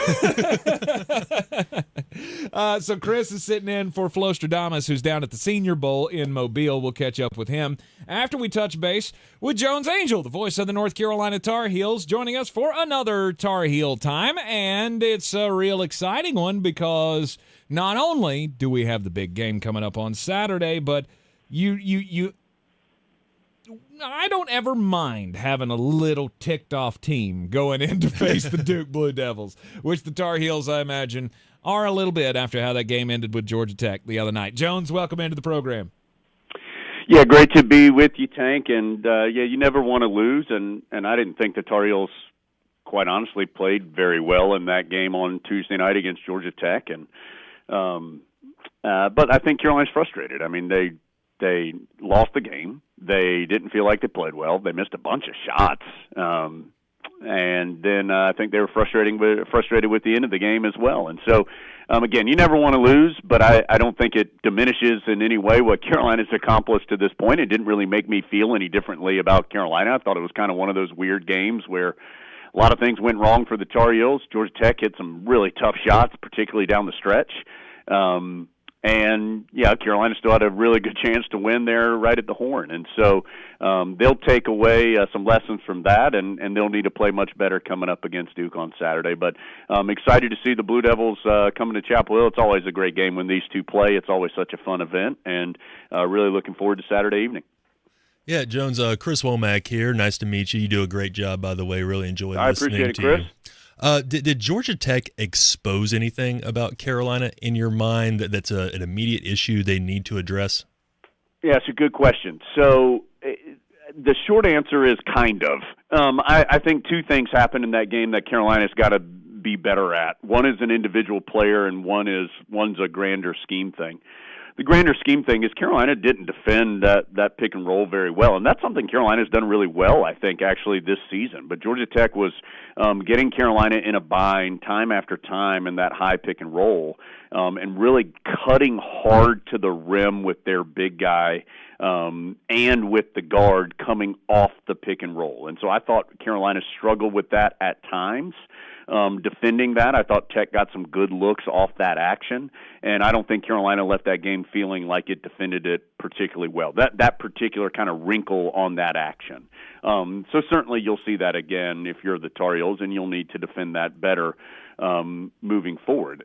In total, and what I'm about to say is in no way to take this away from Georgia Tech. Like, I didn't think Georgia Tech played an outstanding game. They just kind of gutted their way through it. They had lost one of their best players early. Byron Jongo had taken a big spill on the floor and couldn't return. And I just thought Georgia Tech just kind of gutted their way to it. But it's not like they were red hot. They did hit a bunch of threes. Kyle Sturdivant was 4 for 4 from three. They made their free throws. But I thought from the Tar Heel perspective, it was more about Carolina just didn't play very well.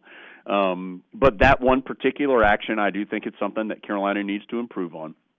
And then the individual player is that it really showed to me, reinforced what we've been learning over the last couple of weeks, and that is that Elliot Cadeau needs to be on the floor for the Tar Heels. Carolina's just better when he's out there.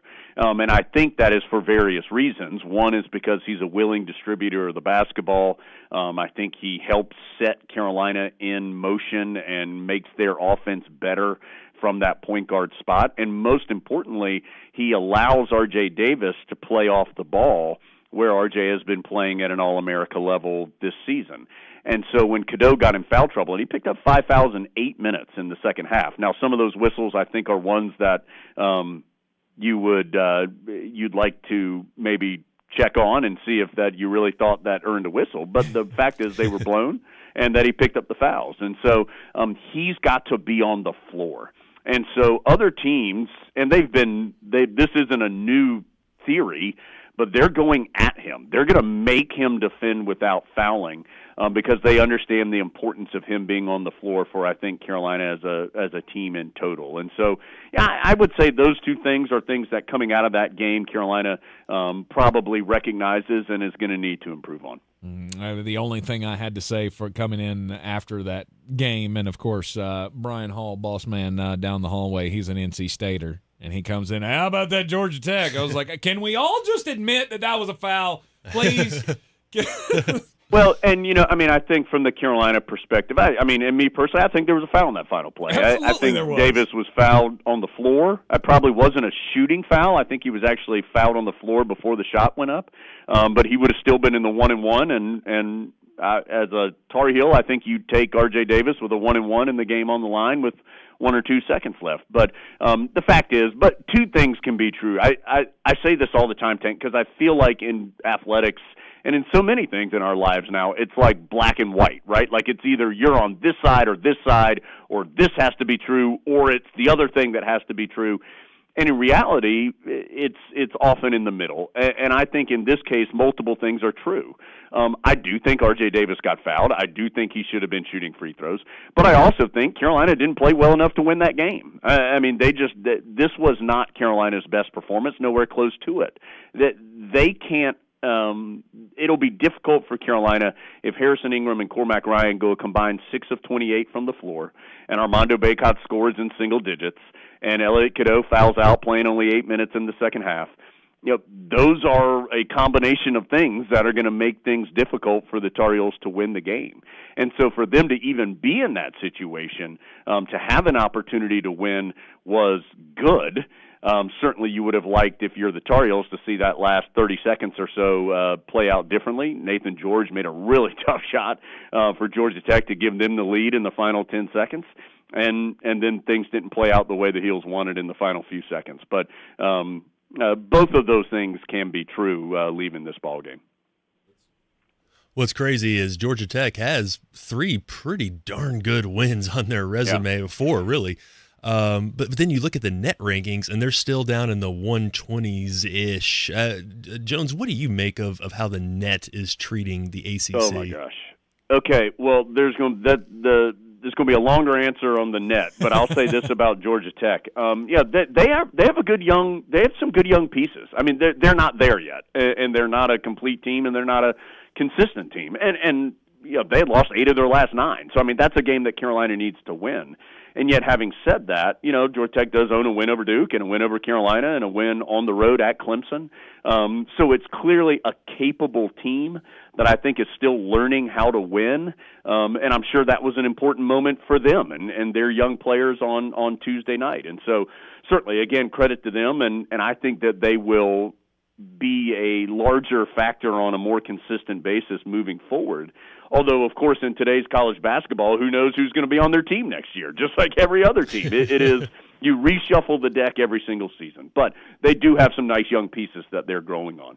Now, the net is a whole other discussion. And I am, and Tank and I have talked about this before in the past couple of years. It is a frustrating thing that the net is so relied on and is held in such high standard. Mm-hmm. I absolutely believe and feel like there needs to be a way in some kind of analytic and metric way just to help organize teams and give you an idea of analytically where teams fall. I don't think it should be the end-all, be-all deciding factor because the analytics can be gamed, and you've seen that. I think there are some real flaws within the system. The Big 12, for example, I think it's 14 teams that are in the Big 12 now. I can't even keep up. And it's something like 10 of the 14 had non-conference strengths of schedule of 200 or worse.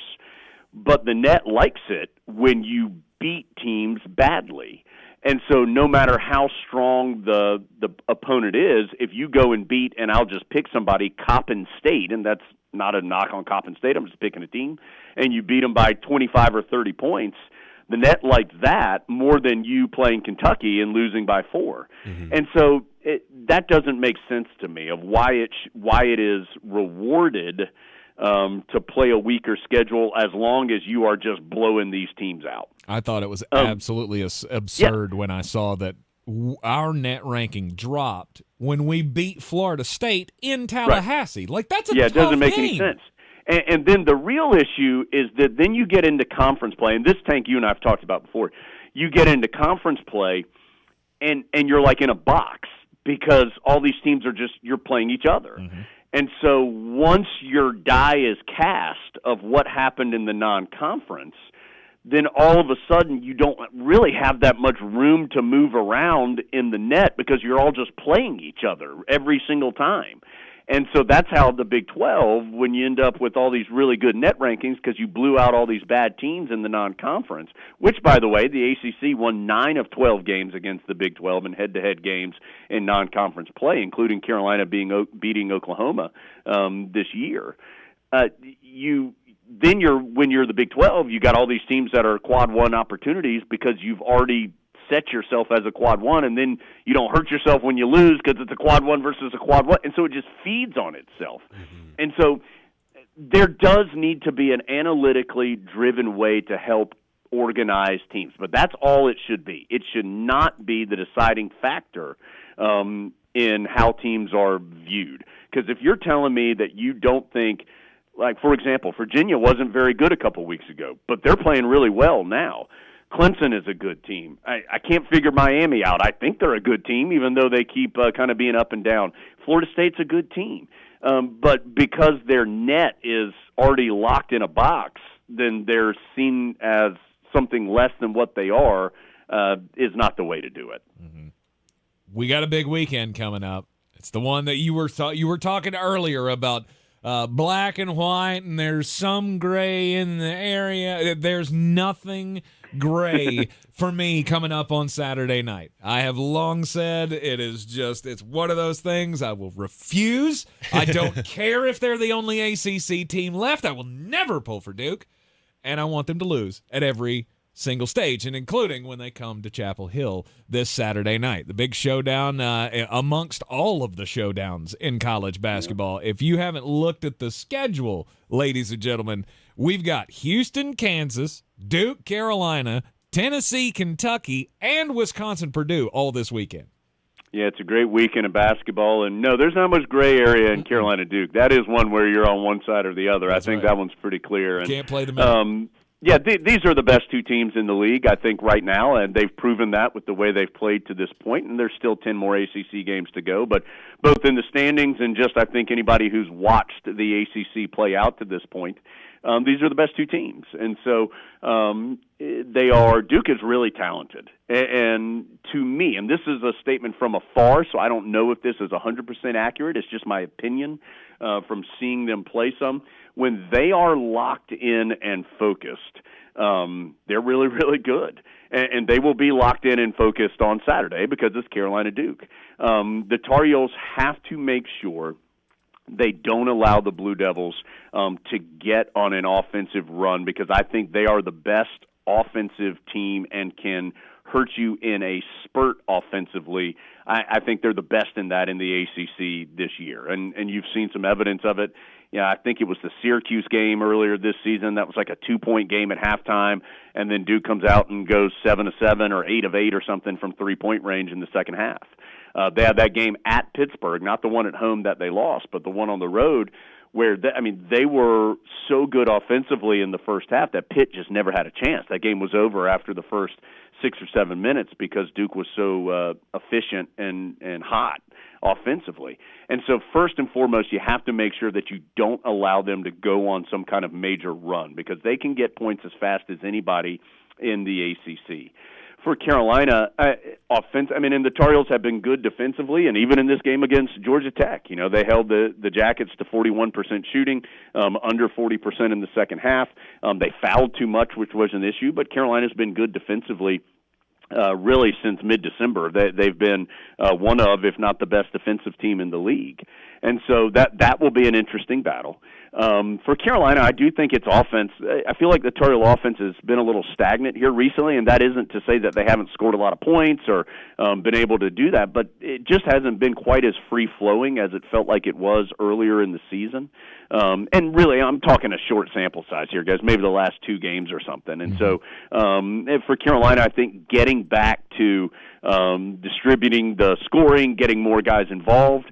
And having said that, I thought a lot of different guys had a lot of good looks on Tuesday. So if you get those looks, at some point you got to knock them down. And for Carolina, they need Harrison Ingram and Cormac Ryan. When they get an open look, those have to go in more times than not. And they need Armando Bacot to get back to being the Bacot that is effective, not just defensively and setting screens, but a guy who can also give you 16 points in the post and get to the free throw line and all the different things that we know he can do well, but maybe hasn't been there the last couple of games. Yeah. And so I'm just excited to see these two play. I think Filipowski's such a difficult matchup for anybody. That'll be clutch for Carolina to slow him down. I think Proctor's a terrific player. So just a bunch of really interesting individual and team matchups for sure coming up. I'm glad you brought up the little slump there or the mini slump, I guess, if you wanted to call it that, for Armando Bacot. Offensively speaking, the numbers haven't been there, and that's a question that I've seen a lot on social media is what's wrong with Armando? What's wrong with the game plan that we're not getting him the ball like we need to? Has that been a point of emphasis with Coach Hubert Davis? Well, I think other teams are trying hard to take Bacot away. That's number one. He and R.J. Davis are going to be at the top of the scouting report every single time. And so you've got to – and I remember Roy Williams said this all the time about Tyler Hansbrough, that after about 4 games of Tyler's career, he was going to be on the top of the scouting report for every single team, and yet he was still able to go out there and score 20 points and get 12 rebounds and shoot 10 free throws and, all the things that Tyler did so well for his entire Carolina career. And the same's got to be true for Bacot. He's got to, even though there is so much attention on him, he's got to be able to still perform through that attention. And to me, Tank, it's not just the fact that he has 19 total points in the last 3 games. The field goal attempts are way down. He's only shot 6 free throws in the last 3 games. That's not enough. And that's telling me, he's not getting the ball in scoring position enough. He's not being aggressive enough when he gets the ball to be able to put up the points, get to the line, all those different things. They just need more from him. And he's doing a lot of other things well. He is really defending at a high level.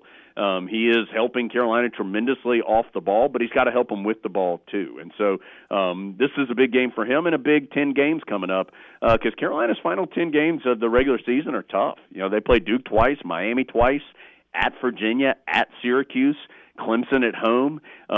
They've got some really hard games left, and Carolina can't be the best version of itself unless Bacot's being efficient in the post. Yeah, there's no doubt about it. We had yesterday, I believe it was, I saw the top 20 came out on the Wooden Award. Both Armando and RJ are on that list. We'll have another one of those on the floor with them tomorrow or on Saturday night with Kyle Filipowski from Duke. We all know it's going to Zach Edey, but it's good to have our guys mentioned along with him. Well, I mean, right now, R.J. Davis has got to be the front runner for ACC Player of the Year, and he's got to be in consideration for First Team All-America. I mean, he has played at that level, and you're right. I think right now Zach Edey's probably the National Player of the Year, but I think R.J. Davis is in that discussion. He has had that type of season, and he's even on Tuesday. Who was the one guy that was still there? It was R.J. Davis. He had 28 points, shot nearly 50% from the field. He made the big plays down the stretch to help Carolina get back in the game. He was the player that the Tar Heels trusted with a really well-designed play, I thought, to get him the ball and a good look late and didn't get it to go and didn't get a whistle. And so he is, in my opinion, one of the best, certainly 5 players in the country to this point. He has played at an incredibly high level all season long. Yeah, I believe he should be the favorite to win the that Point Guard of the Year award. Yeah, in fact, I think, if I'm not mistaken, he's actually up for the shooting guard, not the Cousy Award. Really? He's up for, and I can't even remember who it's named after right now off the top of my head, but I think he is I think he's a finalist or semifinalist or whatever point of the process we're in for the 2-guard award this year, which is fine. I mean, I think he's you'd probably classify RJ as a combo guard, but I just think he needs to be highlighted certainly on that type of level for the type of year that he's had, because it's been terrific. Yeah. You mentioned Elliot Cadeau earlier. What do you think the ceiling is for him and what he can provide for this team? It's really high. I mean, he's incredibly skilled. You're seeing a little more aggression from him offensively. He needs to get a more consistent jump shot. There's no question about that. But even with the fact that teams understand that he's not shooting well from the outside, he's still able to get by guys and get to the rim. And he's such a skilled passer, and he sees the floor at a different level than a lot of guys do. He has a really, really high ceiling. Are there things he can improve on? Absolutely. He's got to get better defensively. He has to defend without fouling. He needs that more consistent jump shot. But the talent level is there. He is a guy who, and I have no idea what Elliot's future plans are. I think if he had another year in college, watch out, because he's just going to continue to grow that game, because he's got some innate things that you just can't teach. And so he's a really exciting player, and he's developed through this year. He will continue to develop. And again, I don't think, just like we were talking about with Baycott, Carolina can't be the best Carolina without him out there. He doesn't have to play 40 minutes, but he's got to be out there when it matters, because him being out there makes Carolina as a team a much better unit. Yeah, his energy is just incredible to watch when he gets going. And the way he's able to dish the ball out. To me, that's the thing that we have been missing from a point guard over the last few years, whether it go through Cole Anthony and Caleb Love and even RJ when he was running the point. He is just so much of that Ed Cota, Kendall Marshall, just the facilitator that whole Carolina system basketball is founded on, with guys like Phil Ford, and he just encompasses it so much more than I think some of those more recent guys have. Well, I'll give you a short answer. One, Cole Anthony doesn't get enough credit for how good a passer he was and how good a player he was. He did not have a great team around him, and he was still pretty darn good. If he had had a little better unit around him, I think we still probably talk about Cole Anthony a little bit more about how great he was at that position, because he was somebody who could score but was a willing passer. And remember, he got hurt, and he didn't have to come back. Carolina wasn't very good that year. He came back because he wanted to play. I'll always respect Cole Anthony for that and think he was a terrific player. Here's the secret about Caleb Love and R.J. Davis. They're very similar players, and they are different body types and, different things like that, but their games are very similar, and what they want to do on the floor is very similar. And to me, that is part of the reason why at times Carolina's offense was disjointed over the last couple of years. They are both individually great players and great people, but the fact that they were so similar, I think, hurt Carolina. And so to have a different type of player in the backcourt with R.J. Davis, and the fact that R.J. Davis has matured, I think has allowed him to be the best version of himself this year. All right, coming up on Saturday night, you'll hear it right here on ESPN Asheville. 5:30 pregame start, 6:30 is the tip. from the Dean Dome. Number 3, North Carolina. Number 7, Duke. The rivalry rekindled, and we're glad that we're going to have Jones Angel on the call, as always. Great to be with you guys. Looking forward to Saturday, and look forward to talking with you guys next week. Absolutely, sir. We'll touch base with you next Thursday. That's been Tar Heel time here on ESPN Asheville. Take a break, and when we come back, we will switch up the schedule just a little bit. When we come back, we'll get weird, and then we'll take a break, and then we will touch base with Flostradamus Jeremy Greene down in Mobile, Alabama. Senior Bowl Day 3. Practice is going on. He's monitoring all of it. He had quite the good time last night with all of the scouts and such. So we'll ask him about the frivolities that have been going on down there in Mobile. He said that today he was trying to keep it a little low key because tonight is the big Mardi Gras parade outside of the hotel. And my wife, a Mobile native, will tell you Mardi Gras started in Mobile. Yes, it did. We'll talk with Jeremy Greene coming up at the bottom of the hour. When we come back, it'll be time to get weird. Say goodbye to pests with Bug Out. With over 60 years of experience, our expert technicians are equipped with innovative products, personalized service, and put our customers first. Choose year-round pest protection with Bug Out. Get a free quote by visiting bugoutservice.com today. I'm glad you agreed to this date, Mr. First Tuesday. Oh, me too, but I have to admit something. I've never been on a first date. But you are a date, and first is in your name. Yeah, I guess I've just been married to my work, spreading the news about new scratch-offs coming out every first Tuesday. New scratch-offs release every first Tuesday? Wait, you don't know about new scratch-off tickets that come out okay. Well, okay. You got me. Must be 18 to play. Problem Gambling Helpline, 877-718-5543. Have you Googled yourself lately? Are there negative posts from an ex-employee or from a former client? Maybe an outdated news article or sensitive personal information about your family? Search engines don't always get it right. For right or wrong, it's your reputation on the line. That's where Reputation Defender by Norton comes in. One of the most trusted names in online reputation repair, Reputation Defender has been fixing people's search results for over 15 years. Their cutting-edge approaches help you to wipe away unwanted information in your search results. They also promote the good stuff so that it rises to the top, helping you put your best foot forward. Your good name is too valuable to leave to the whims of a Google algorithm. Take control with Reputation Defender. You can start by getting your free reputation report card at reputationdefender.com or call 800-803-5505 to speak to an expert. That's 800-803-5505. Don't you wish your life came with a warning app? That dog does not want to be petted. Well, life doesn't always give you time to change the outcome, but prediabetes does. Take the 1-minute test today at doihaveprediabetes.org. Brought to you by the Ad Council and its prediabetes awareness partners. All right, people, it's Valentine's Day. Everything has to be perfect. Yes, Chef. At Ingles, we know that not every Valentine's Day is 4-star perfection, with string quartets and swanky restaurants. My boyfriend bought me flowers. That it's not the money you spend or the elaborate lengths you go to. Happy Valentine's Day. It just has to come from the heart.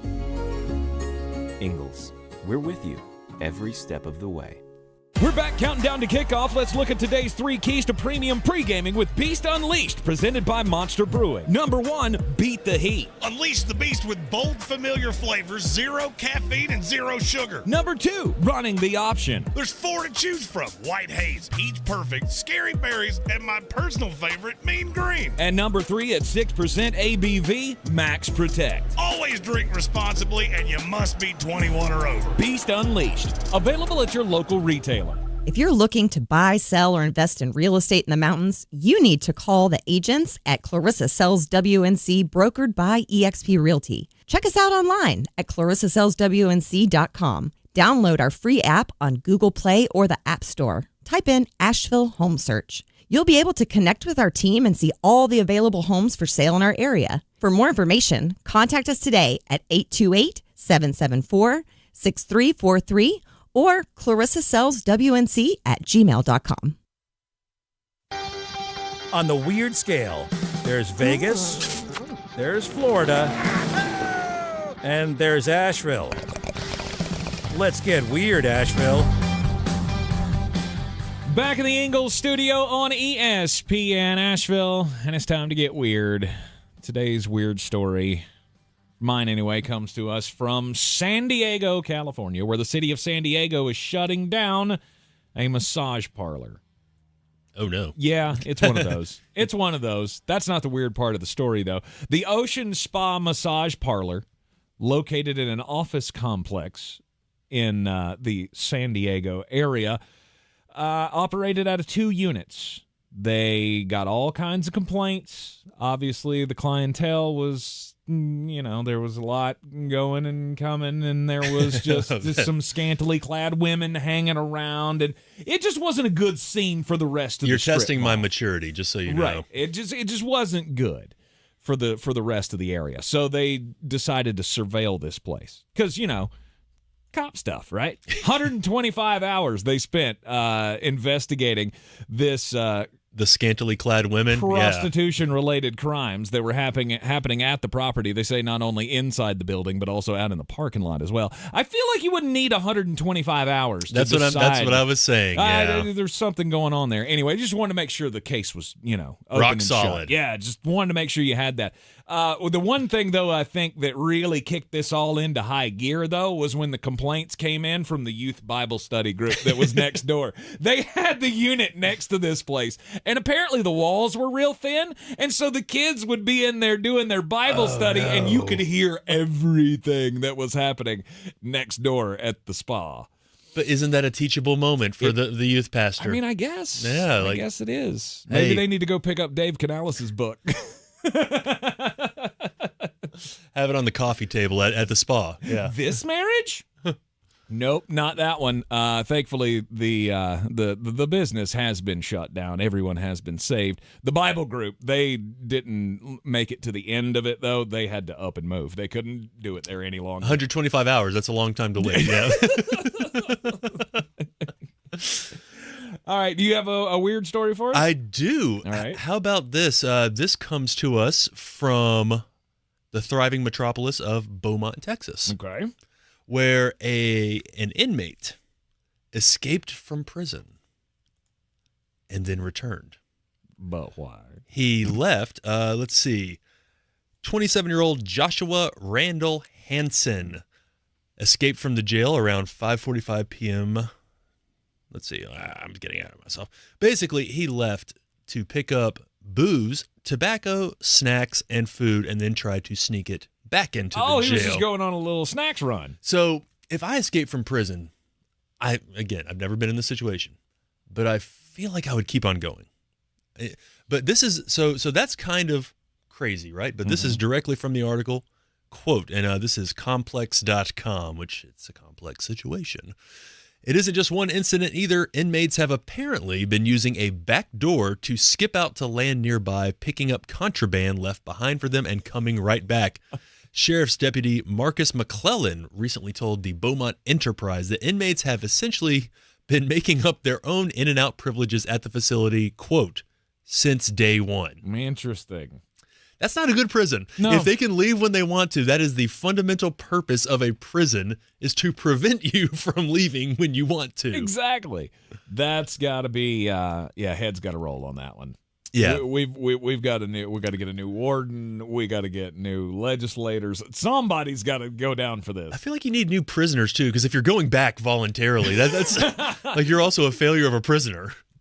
There is some. I've seen Shawshank Redemption. You have too, I'm sure. I haven't actually.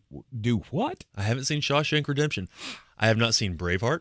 Oh, he's one of those. How do I keep getting stuck in the studio with guys like you and Jeremy Greene who don't watch movies? I only watched The Matrix last year.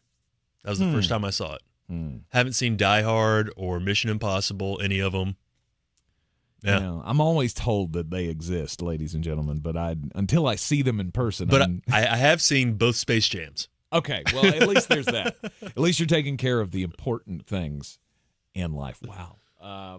Anyway, they talk in the movie. It's a very famous movie. You might want to check it out at some point. About being institutionalized. You've been in there so long, maybe you don't know anything else. I've heard that, and you know what? And for a lot of people, it's a guaranteed place to sleep. It's a guaranteed 3 meals a day.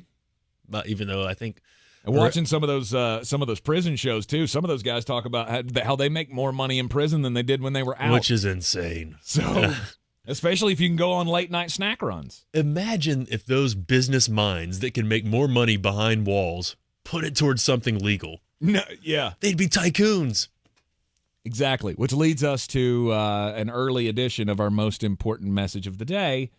Don't do crimes. We'll take a quick break. When we come back, we will be joined by phone by Flostradamus Jeremy Greene at ESPN Draft Nerd, who is down there for the Senior Bowl, the Reese's Senior Bowl in Mobile, Alabama. He'll give us his thoughts on days 2 and 3 of the festivities next. This is your Exergen Temporal Scanner weather forecast on ESPN Asheville. All right, looking good into the afternoon. I really think this nice weather is going to continue over the next few days, probably through our first weekend of February. Groundhog Day is going to have sunshine, so whether it's a groundhog or whatever else is going to go out, try to see its shadow. It probably will. Sunshine today, 57.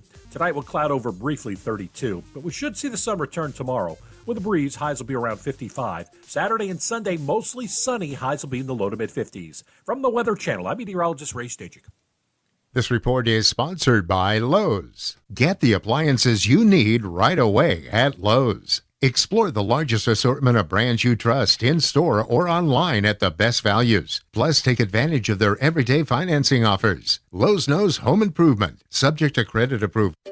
Finding great candidates to hire can be like, well, trying to find a needle in a haystack. Sure, you can post your job to some job board, but then all you can do is hope the right person comes along, which is why you should try ZipRecruiter for free at ZipRecruiter.com/free. ZipRecruiter doesn't depend on candidates finding you. Its powerful technology identifies people with the right experience and actively invites them to apply to your job. You get qualified candidates fast. So while other companies might deliver a lot of hay, ZipRecruiter finds you what you're looking for. The needle in the haystack. 4 out of 5 employers who post a job on ZipRecruiter get a quality candidate through the site within the first day. ZipRecruiter, the smartest way to hire. And right now, you can try ZipRecruiter for free. That's right, free. Just go to this exclusive web address, ZipRecruiter.com/free. That's ZipRecruiter.com/free. ZipRecruiter.com/free.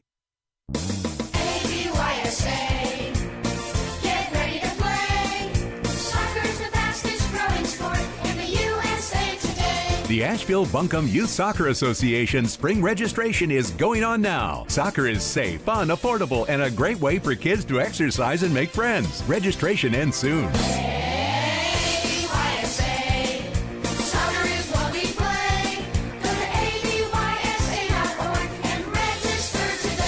Get ready for the big game with the free iHeartRadio app. Pre-game with perfectly tailored playlists like Big Game Tailgate Party and more. Just open the free iHeartRadio app, search Tailgate, and listen now. Make the big game great with iHeartRadio. Free never sounded so good. If you're looking to buy, sell, or invest in real estate in the mountains, you need to call the agents at Clarissa Sells WNC, brokered by eXp Realty. Check us out online at clarissasellswnc.com. And did I mention that Clarissa Sells WNC loves teachers? We love teachers so much, we're giving back 25% of our commission at closing. For more information, contact us today at 828-774-6343 or clarissasellswnc@gmail.com.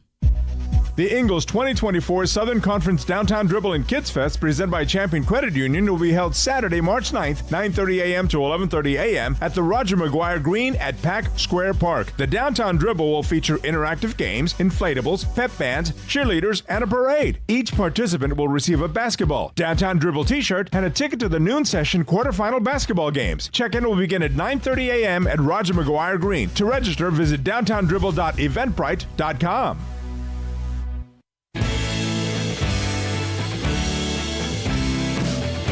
The Sportsocracy. Ice up, son. Ice up. It is ESPN Asheville. You are in the Sportsocracy. We're coming to you live from the Ingles Studio, and coming to you from the Reese's Senior Bowl is one at ESPN Draft Nerd, Jeremy Greene, joining us here in the Sportsocracy live from Mobile, Alabama. How's it going, Flo? Oh, you know, I'm no worse for the wear. Have you I'm a warrior. Well, last night got a little aggressive, but aggressive is a good word. Yeah. So Jeremy, we were saying as we were going to the last break, Mobile, the original home of Mardi Gras. It's about that time of the year down there. But you and I, now you both know, it's not the Mardi Gras you see on TV. No. Yeah, see, this is where phrasing is really important. This is the original home of Mardi Gras. And I'm pretty sure the vast majority of the clientele was at the original Mardi Gras here. We brought beads, and those are not going to be required for the events of the day. New Orleans isn't that far away if you wanted to extend the trip. Well, I just found out there's no practices tomorrow. So, I'm freed up because I got some interviews scheduled for tomorrow. And that really means that you're leaving me and the people I met last night to our own devices for 36 hours until this game kicks off, which means this might be the best I feel between now and Monday. We are glad that you're having a great time. I will just let everybody know a little peek behind the curtain. When I got out of the shower this morning at 3:30, there was a fresh message from Jeremy Greene in my inbox that said, "I haven't been to bed yet." And I went, okay, it was a good night. It was a good night. And I'm going to be honest with you, it really took some staring at my phone to send that message. I'm sure it did. That's what voice to text is for. You ever try to thread a needle through a pin? That's kind of what I felt like I was doing. Oh, been there, done that, brother. So Mobile has been fun, despite the not having the eye candy that maybe you expected. I'm hoping that gets better. Well, that was more of a disappointment, I think, for Mullet Senior than it was with Mullet Junior. I'm sure. I will say this: I have been to Mobile for Mardi Gras. I have been to the big parade. It's a lot of fun. It's not all going to be geriatrics. There will be some things to look at. Okay. I'm going to go ahead and tell you. So the parade route is right beside our hotel. We're staying in downtown. I'm right down the street from I'm looking at the convention center where Media Day was and all of the festivities that aren't on field. So the parade's going to run right by the hotel, and I don't know what to expect. I know this is the most green, yellow, and purple I think I've ever seen in my life. Yes. Yeah. Free stuff. So I'm intrigued. We'll say that much. I'm intrigued. There's going to be a whole bunch of free stuff. And if you like Little Debbie cakes, they throw them out by the boxes. Moon pies. Did you really have to ask that question? If I like, look, you think they got any leftover Christmas tree cakes? They're green and red. That's close enough to the colors. They might. We ended up with like 17 boxes of Little Debbie cakes that had all of them. I mean, it was the king cakes, it was oatmeal cream pies, it was all of them. Oh, king cake. If you've never had king cake, go to Ingles. I think they make them. Get you one. Yeah, they're so good. Oh, my gosh. So good. All right, anyway, let's do some football here. We've got the Senior Bowl going on. Today is day 3 of the practices. Yeah, you were in for both sessions yesterday on day 2, and one of the latest updates I've seen here from ESPN is that one of the players got some bad news today. Rasheen Ali, running back from Marshall, he ruptured his bicep. And now he's done. He did. But apparently this is happening to several guys. They're shutting it down. Okay, so you gotta be able to read the tea leaves. So Rasheen Ali, I was right beside him when that happened, and I knew something wasn't right. He came off, and I mean, look, that's the beauty and the curse of the Senior Bowl. Ali was a kid that I had in day 3. He really showed out down here. I saw a lot of good from him. But now you're going to have 4 to 6 month rehab. He's not going to be able to run at the combine. So he surged his stock, and then the stock may fall a little bit with the injury. It's just kind of what you know it's what you're signing up for, and that's why you saw a lot of guys like Leatu Latu. He was out in a pair of shorts today. Never put on a helmet, never put on a pad. He's done his work, and he just shut it down. A lot of other guys did. Jackson Powers Johnson, he was on a plane. He's not even in the city. He's already gone home. Well, so I mean, was that injury related? Oh, or was that I don't know definitively. All I can do. I don't know definitively. I know the talk yesterday was, okay, what more could this kid actually do that's going to help him? And maybe, just maybe, his cell phone rang at some point yesterday, and your knee hurts. Yes. But my knee doesn't hurt. Your knee Your hurts. knee hurts. Go away. Because And actually, it's not even your knee. It's not even your knee. We're going to go unspecified injury, which may have been as intricate as his hair parted the wrong direction or he had a hangnail. Because he was phenomenal. Yeah, I saw one recap of his workouts at the Senior Bowl, and that analyst said he was no doubt in his mind a top 15 pick now. And if that's true, then there's no reason to continue doing this. No. I don't know that I can go that high. He's definitively the number one center. He's definitively a first-round pick for me. He's got a first-round grade for me now. He's my 24th. So it's 32 picks. Mm-hmm. So I can comfortably say he's going to go in the first round. I don't know that I can go as high as 15. Mm-hmm. I don't really feel like most of the top guys didn't work out here. Most of the top guys aren't going to be at the combine. So I don't see anything that's going to hurt them. And you had so many of them. The guys that this week has kind of hurt are the fringe guys, the corners that weren't here. Nate Wiggins out of Clemson, Kool-Aid McKinstry. I've had more than one person tell me he's not going in the first round. And a lot of that's because Kenyon Mitchell's been so good. Mm-hmm. And that's what is so interesting to me about Mobile and about the Senior Bowl, is that you just come down here and things change so drastically. And it's just practices, but you can see so much. I'll never miss another one of these. I told you that not on air yesterday. I said I will never not be here again. And I feel like I'm more versed on this draft class than I've ever been before. And there's only 100-some-odd guys here. Less than half of the draft class. And it just, there's a lot of moving. There's a lot of shaking. Yep. We talked about Tyler Guyton. He's had a big Senior Bowl. There was another wrap-up of his that I saw as somebody was projecting him as now a top 15, top 10 pick. He could go to the Jets at 10. I think that's where he starts. I'm glad you said that, because I also pulled the story, and you knew I would, of the story that the New York Jets apparently are all in love with Talise Fawaga. Let me put it this way. I can't give you any empirical evidence, and I cannot tell you anything that was said to me off the record. Here's what I can tell you. I saw a lot of people wearing green attire that looks very similar to my wardrobe, that had binoculars that seemed to be pointed to that orange helmet quite a bit. You read that tea leaf however you want to read it. I don't see Talise Fawaga falling out of the top 10. He did himself a lot of favors. He's a guard. I compared him to Ike Mekwonu, and that's just not accurate. He's got much longer arms.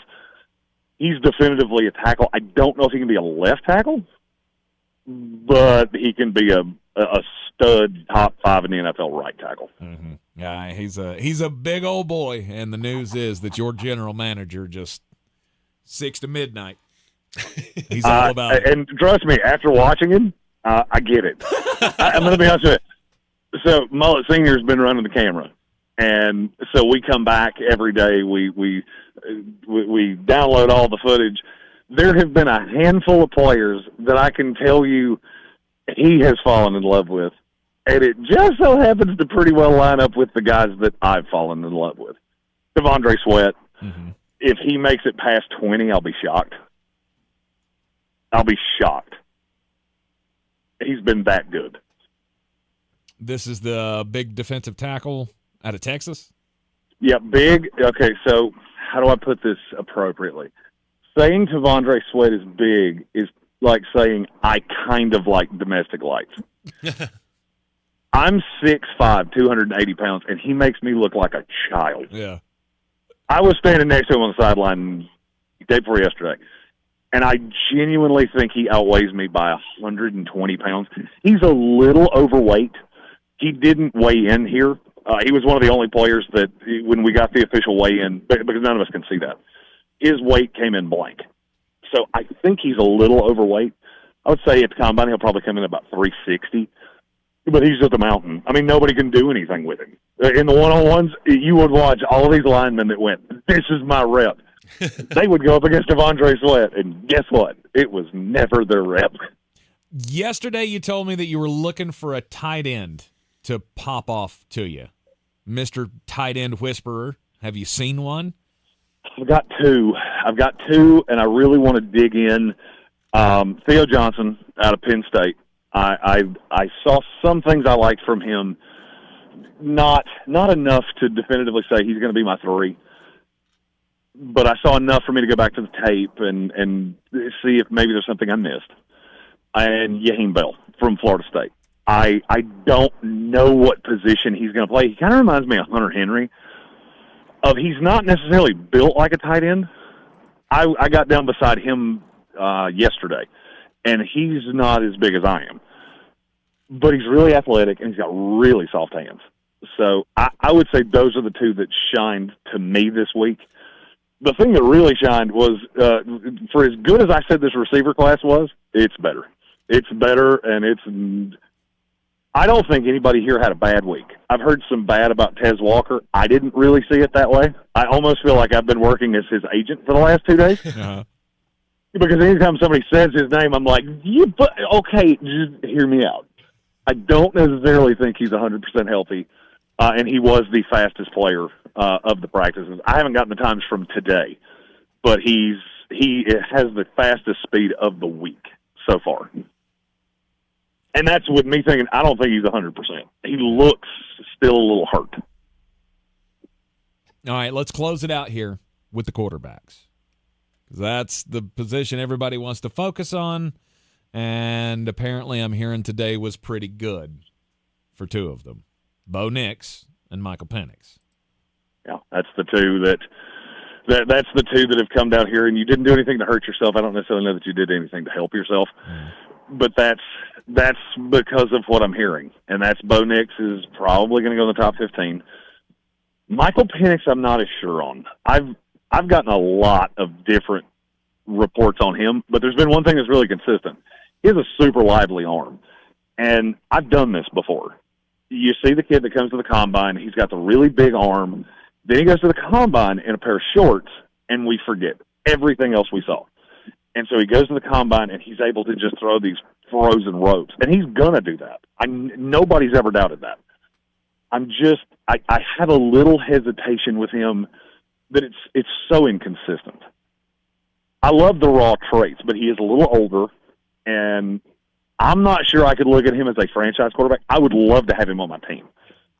I'm just not sure I'm going to be able to get to everybody has a value. I heard somebody say that last night, and I love the way it was said, and I don't, for obvious reasons, remember exactly how it was said. I wonder why. But there comes a time where I love everybody. You know, if Michael Penix falls to 45 and I'm a Minnesota Vikings or one of these teams that has an older vet and I can put him behind them for a year, kind of do the Hendon Hooker thing that Detroit did last year, I'm all the way in. Where you lose me is if I have to do it at 15 or if I have to trade up and I have to give up picks. That's when it kind of loses me. I'm not saying I don't like the kid. For me, it's very clear that there are 4 tiers of quarterbacks in this class. There's the 3 at the high side, which is Caleb Williams, who will go number 1 to the Chicago Bears. Then you get Drake May, Jaden Daniels, and I've got no consensus on those 2. I prefer Jaden. I like the raw tools with Drake, but there's some things that I don't love. Penix and Nix are top 50 guys. Mm-hmm. I don't know what to do with J.J. McCarthy. And then I'm just not touching anybody else. It was weird for me how different the practices were for the national team and the American team, because Penix and Nix are on the same team. So you see all the receivers, and every day I would check my notes and go, man, I love all these receivers. They have the 2 best quarterbacks. And Spencer Rattler, that's a name I'll go ahead and tell you, there's going to be a lot of people that don't like me based on what I say about Spencer Rattler. I don't have a draftable grade on him. That makes sense. I wouldn't take him with pick 256. Yeah, he did not do himself a lot of favors at South Carolina. He didn't do himself a lot of favors here either. Yeah. Every recap I've seen said he was terribly inconsistent, which is, in scout speak, for a website, that means he was god-awful. Yeah. I am not at liberty to say that how you just said it. Right. I'm also not going to disagree with how you said it. It was inconsistent, and I don't see it. I saw a lot of guys that really shine through. I don't think a lot of guys hurt themselves. But the quarterback, it's so funny when you're up in that catbird seat where I've been all week. It is so obvious when you watch quarterbacks. Sam Hartman, I love that kid. He's one of the nicest kids I've met since I've been down here. But I watch him, and it's so obvious. Then he runs a rep right after Michael Penix, right after Bo Nix. And it's just so easy to look at that and go, there's a difference there. Mm-hmm. There's a difference there. It's one's an NFL starter and one's not.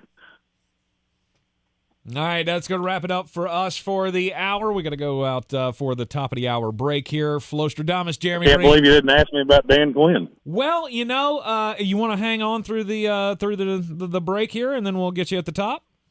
I couldn't hurt anything. Okay, why not? We'll do that. We'll hold you over the break here. When we come back, we'll get your thoughts on Dan Quinn, Mike MacDonald, and some of the other things that are going on around there. Hey, and who knows? Maybe you'll see something you like down in Mobile between now and then. It is the Sportsocracy, ESPN Asheville, 92.9 FM, 880 AM, and 1400. In long-term care, every job has purpose, and each individual makes a difference. Sandstone Health and Rehabilitation offers opportunities for you to make a difference, from CNAs to nurses, resident care, and more. At Sandstone, our teammates strive to be the best they can be. So every opportunity is more than just a job. It's a career with purpose. Find your path online at sanstonehealth.com/careers. Sick and tired of achy joints? Dread the idea of surgery? You need to call QC Kinetics today. Listen, the state of healthcare is always changing. The old ideas like steroids and surgery are no longer your only options. Regenerative medicine at QC Kinetics is transforming lives with innovative, non-surgical, drug-free treatments that deliver lasting results. Knee pain, back pain, shoulder pain from arthritis or injury? Don't let this pain keep you from living your best life. QC Kinetics advanced state-of-the-art treatments harness and direct your body's natural ability to restore and repair damaged joint tissue. This is a revolutionary approach that can get you long-term relief with no downtime. Make 2024 the year you reclaim your mobility, reclaim your independence. Walk and run and play and live without the danger and trauma of surgery and without harmful drugs. Call QC Kinetics now for a free consultation. Phone 828-333-9517 in Asheville and in Greenville. Contact Tax Relief Helpers for details and restrictions. Attention anyone that owes money to the IRS. The IRS has restarted aggressive enforcement actions against taxpayers who owe back taxes that were temporarily suspended for COVID. If you owe $10,000 or more, you must hear this because now is the time to clear your IRS tax debt. A special toll-free number has been established so you can stop penalty fees, avoid liens, levies, and other hostile measures by the IRS. Call Tax Relief Helpers right now at 800-374-2103. Tax Relief Helpers will provide you with the maximum protection afforded by law. I got behind on my taxes and owed $48,000. I didn't know what to do. I called and they got my bill lowered to just $3,500. I owed $87,000 in taxes and it was scary. I got the amount I owed down to just $3,500. I saved $83,500. If you owe money to the IRS, don't wait another day. Call 800-374-2103 right now before the IRS enforces liens, levies, and other aggressive measures. The call and consult are absolutely free. Call now. Call 800-374-2103. 800-374-2103. 800-374-2103. Showtime Sports and Mountain Graphics have teamed up under new ownership by an Asheville native to better serve our community with the finest custom apparel and unique branded items at the best price. Showtime Sports and Mountain Graphics can customize whatever you, your team, business, or local group may need through high-quality screen printing, embroidery, and laser engraving right here in Asheville. Free personal delivery within Buncombe County and a reduced delivery fee anywhere in Western North Carolina. Visit ShowtimeSportsAVL.com and MountainGraphicsAVL.com, your one-stop custom apparel shops. Running a small business is no small task. At Home Trust Bank, we work hard to prepare businesses for whatever tomorrow may bring. Your dreams are our business, and we have local experts who can help you plan for a successful future. Dependable guidance you need and service you'll appreciate. At Home Trust Bank, we take your small business banking personally. Visit your local Home Trust branch or anytime at htb.com. Member FDIC. This is your Exergen Temporal Scanner weather forecast on ESPN Asheville. All right, looking good into the afternoon. I really think this nice weather is going to continue over the next few days, probably through our first weekend of February. Groundhog Day is going to have sunshine, so whether it's a groundhog or whatever else is going to go out and try to see its shadow, it probably will. Sunshine today, 57. Tonight will cloud over briefly, 32. But we should see the sun return tomorrow. With a breeze, highs will be around 55. Saturday and Sunday, mostly sunny. Highs will be in the low to mid-50s. From the Weather Channel, I'm meteorologist Ray Stajic. I'm glad you agreed to this date, Mr. First Tuesday. Oh, me too, but I have to admit something. I've never been on a first date.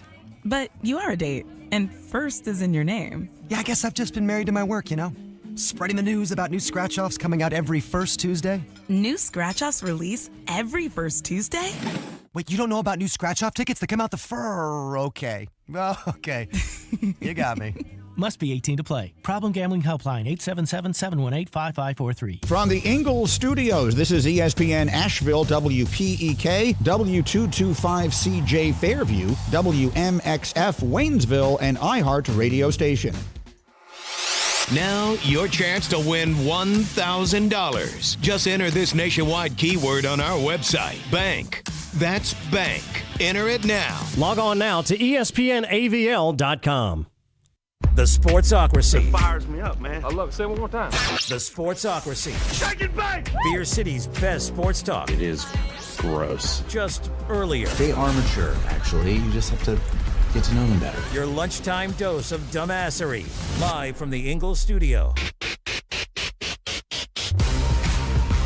We are back in the Sportsocracy on ESPN Asheville, 92.9 FM, 880 AM, 1400. The Sportsocracy is heard everywhere on the iHeart Radio app, and we are seen everywhere on YouTube. Go to thesportsocracy.com. Click the live video link, subscribe to the channel. That way you can join us in the chat, get your thoughts and questions in throughout the program whenever we are live here in the Ingles Studio. It is third hour of the program. We still have hanging on the phone with us Flostradamus Jeremy Greene, who has been off this week down in Mobile, Alabama, enjoying the Senior Bowl. He'll be rejoining us on Monday. Last night, if you're just joining us, was quite the festivities down there in Mobile. We cannot give you all of the details because that is how Flostradamus lives. In the shadows. That's right. There's some things you just can't share. I may not be the hero you want, but I might be the hero you need. So we've been getting his thoughts on the Senior Bowl, all the practices that have been going on, the comings and the goings, as they say, with some players already just doing doing more than they could do for themselves or thought that they could do for themselves, and just taking off, ending the process because they're getting those phone calls of, hey, maybe you should hold back just a little bit. Getting ready for the Mardi Gras parade tonight is Jeremy. And of course, content going to be churned out on the YouTube channel. You're sifting through all of this tape, correct? I've got a lot. Hours upon hours and a computer that doesn't love hours and upon hours. So, all the most in-depth Draftmas season coverage that we've ever given you. But while we got you here, we held you over because we want to get your thoughts on the news of the day. The Washington Commanders settling for Dan Quinn as their head coach. Yeah, that's I started hearing that last night, and the only thing I could think was that's not the hire. I mean, you're not going to hire one retread defensive coach after you just fired a retread defensive coach, but apparently you are. What I said is, if you want to go that route, why not Mike Vrabel? That would have been a better hire to me. I'm trying to think of who would have been a worse hire. If they had called me, I think I would have liked that less, but not by much. I said you might as well have gone after Rex Ryan. I would have liked Rex Ryan better. Oh, wow. Rex Ryan's at least entertaining. Dan Quinn is the tapioca pudding of the NFL. I don't get it. I look at this team, and the biggest questions you had to answer this offseason were the offensive line and the quarterback. And you brought in a defensive guy who has access to an offensive staff. He was a head coach before. I think you'll do fine there. I just don't really get it. I mean, this is my problem with hiring defensive coaches. All right, let's say, just for intents and purposes, that he hires an offensive coordinator that comes in and can figure out Sam Howell, or does wonders with the offensive line, or does wonders with whoever they take it to. You're going to lose him in a year, and then whoever that is now going to have to learn another system. That doesn't make a lot of sense to me. Defensive coaches make sense in places like Seattle and the Mike MacDonald hire. That makes sense to me. They have 7 guys that start on that defense that are 27 or younger. You can win by playing good defense and bringing out good Geno Smith. Washington does not have the defensive pieces to win by being a good defensive team and propping up a young quarterback. It just doesn't make a lot of sense. And the fact that the younger guys said no, I'm still just kind of baffled by. What was it? What do you think it was? Something in that room, something about the relaunch of this organization that scared the young guys away from wanting this to be their first job? I've heard a couple different stories. I can't verify any of them. Mm-hmm. I will say something happened in that room, because that's the consistent, is that Bobby Slowick and Ben Johnson were both interested, and then they weren't. And that strikes me as Josh Harris either wants to stick with Sam Howell, or he wants to definitively draft one of these quarterbacks at the top, and there's just not consensus. If Ben was locked into, I want to roll with Sam Howell, and you're telling me I have to draft a quarterback, that's a problem. Mm-hmm. Because if you're not bought into either one of them, and the chances of Ben knowing that at this point, or Bobby Slowick knowing that at this point, are not great. So I tend to struggle that that's the direction they went. Okay. I think I would it's have thought more, that would have been something that would have been said, like in your second interview. Maybe not in the first interview, but in the second interview, we'd have said, you're going one way or this way. There was a working theory last night around Mobile, and I heard this from more than one person, that this makes me think Washington's going to stick with Sam Howell, and neither one of them were comfortable with that being said that way, or something of that nature. There was something said of, you're not going to have the autonomy to fix this. They both knew, I'm set up with a young roster. I could be in the NFC or AFC championship game next year competing for a Super Bowl, and you're hamstringing me one way or the other. That's the only thing that makes sense. When you hear hoofbeats, it makes a lot more sense to assume horses than zebras. Yep. I look at this and go, there's something that 2 young hotshot coordinators that were going to make a boatload of money and have some pretty good autonomy, I would think, pushed back on and didn't like. That doesn't smell right to me. Yeah. And Kevin, the PRF, in the YouTube comments says, settling? Really? He wasn't our first choice? No, Dan Quinn, definitely not the first choice. I don't even know that he was the 14th choice. He might have been 15th on the list, and that's where they had to land. But Dan Quinn it's 1:57. The drinks have all been served, and you're here. Yeah, last call. That's the best way I can. That's the best way I can say it. I didn't hear that name with any real fervor until about 7:00 last night. And then once I heard it 25 times. Mm-hmm. I just can't believe that Washington did the same old thing. Yeah. Why would you not? If you were going to do this, why wouldn't you just kept Ron Rivera? Or Mike Vrabel. I mean, again, I think Vrabel is the better of the options from the same tree. You know what I'm saying? Like oh, yeah. You volunteer, and then maybe even Bill Belichick would have been above Dan Quinn. Yeah. I just don't know how a new ownership group's going to spin this. This feels like a loss, whether it is or not. They could be totally in love with Dan Quinn. The public's never going to believe that because you were locked into Ben Johnson. We all heard that. And now you're going to tell me that this is what you want to do the whole time? I just don't believe it. So unless it goes really, really well, it's going to go really, really poorly, and it's going to happen really, really fast. Yep. Home run hire for the Seattle Seahawks. What is this? Is strikeout at the plate? Is strikeout looking at the plate for the Washington Commanders? I would say it's a long fly ball down the line. We're going to see if it lands fair or foul. Okay, we're using a baseball analogy. I have to think about this a little harder. This would be getting the waist-high 78-mile-an-hour fastball, and you swung so hard and missed that the bat came around and hit you in the head and knocked you unconscious. Yes. Yes. Way to go, Josh Harris. Trust the process. Yeah, that's I'm not trusting this process because there's something about this process that just don't smell right. No, and real quick before we let you go here, I figured you might want to give a shout-out to Jeff Hafley. I know you're such a huge fan of his, and now he's going from a place where he couldn't win no matter what he did at Boston College, especially with the changing rules in NIL, and now he goes to the Green Bay Packers. And he left because of NIL, and he was pretty open about it. He wanted to go to a place that was about coaching, and college football is not about coaching. This is what I told you when the North Dakota State coach took a job at USC, and you started getting sitting coaches.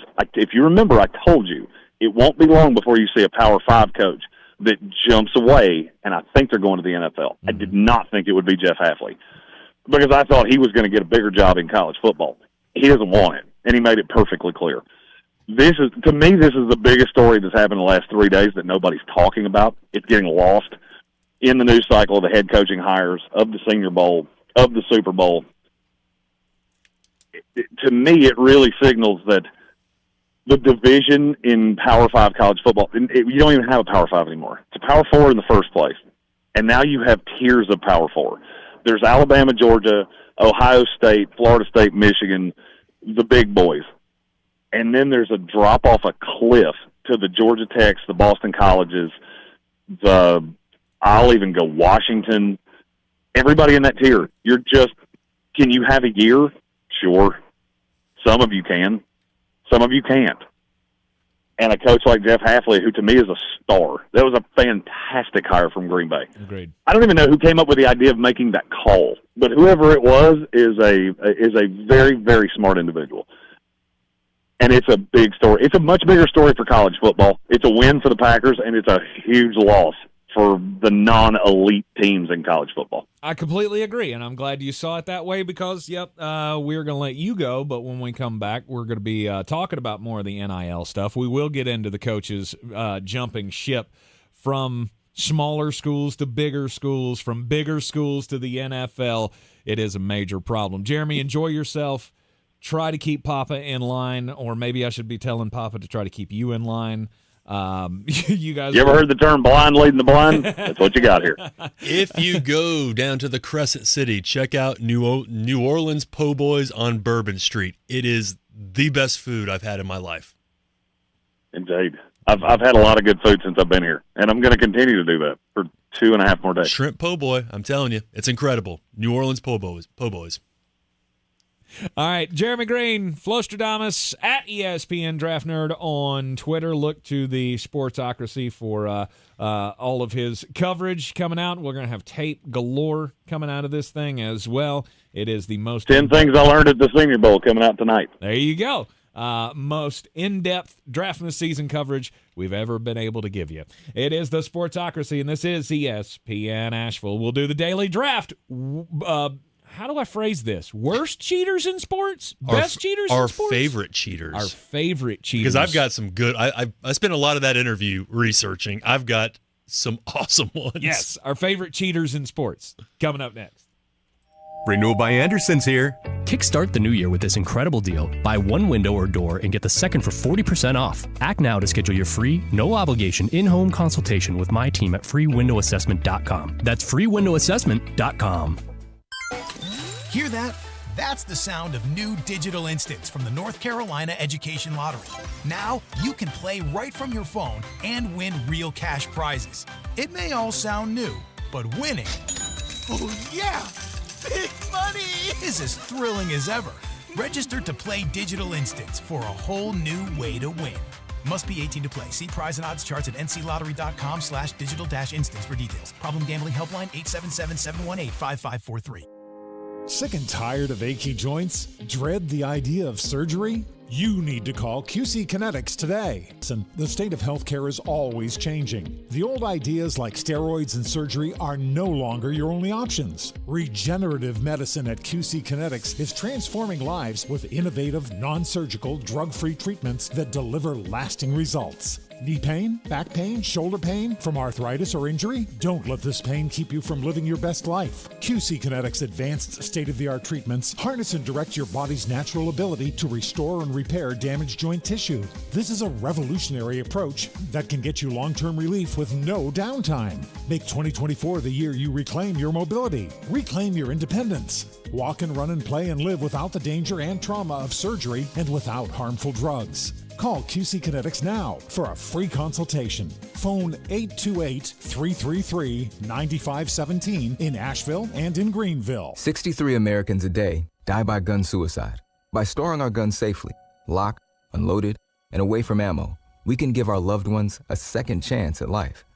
Learn more at endfamilyfire.org. Brought to you by Brady and the Ad Council. If you're looking to buy, sell, or invest in real estate in the mountains, you need to call the agents at Clarissa Sells WNC, brokered by eXp Realty. Check us out online at clarissasellswnc.com. And did I mention that Clarissa Sells WNC loves teachers?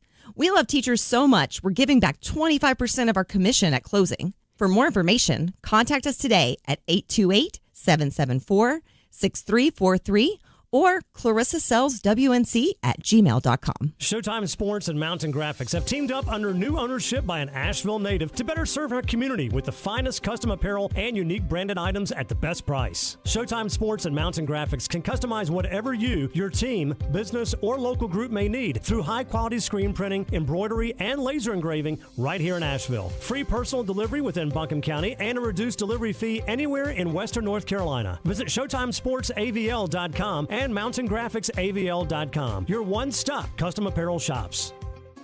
All right, people, it's Valentine's Day. Everything has to be perfect. At Ingles, we know that not every Valentine's Day is four-star perfection, with string quartets and swanky restaurants. My boyfriend bought me flowers. That it's not the money you spend or the elaborate lengths you go to. Happy Valentine's Day. It just has to come from the heart. Ingles, we're with you every step of the way.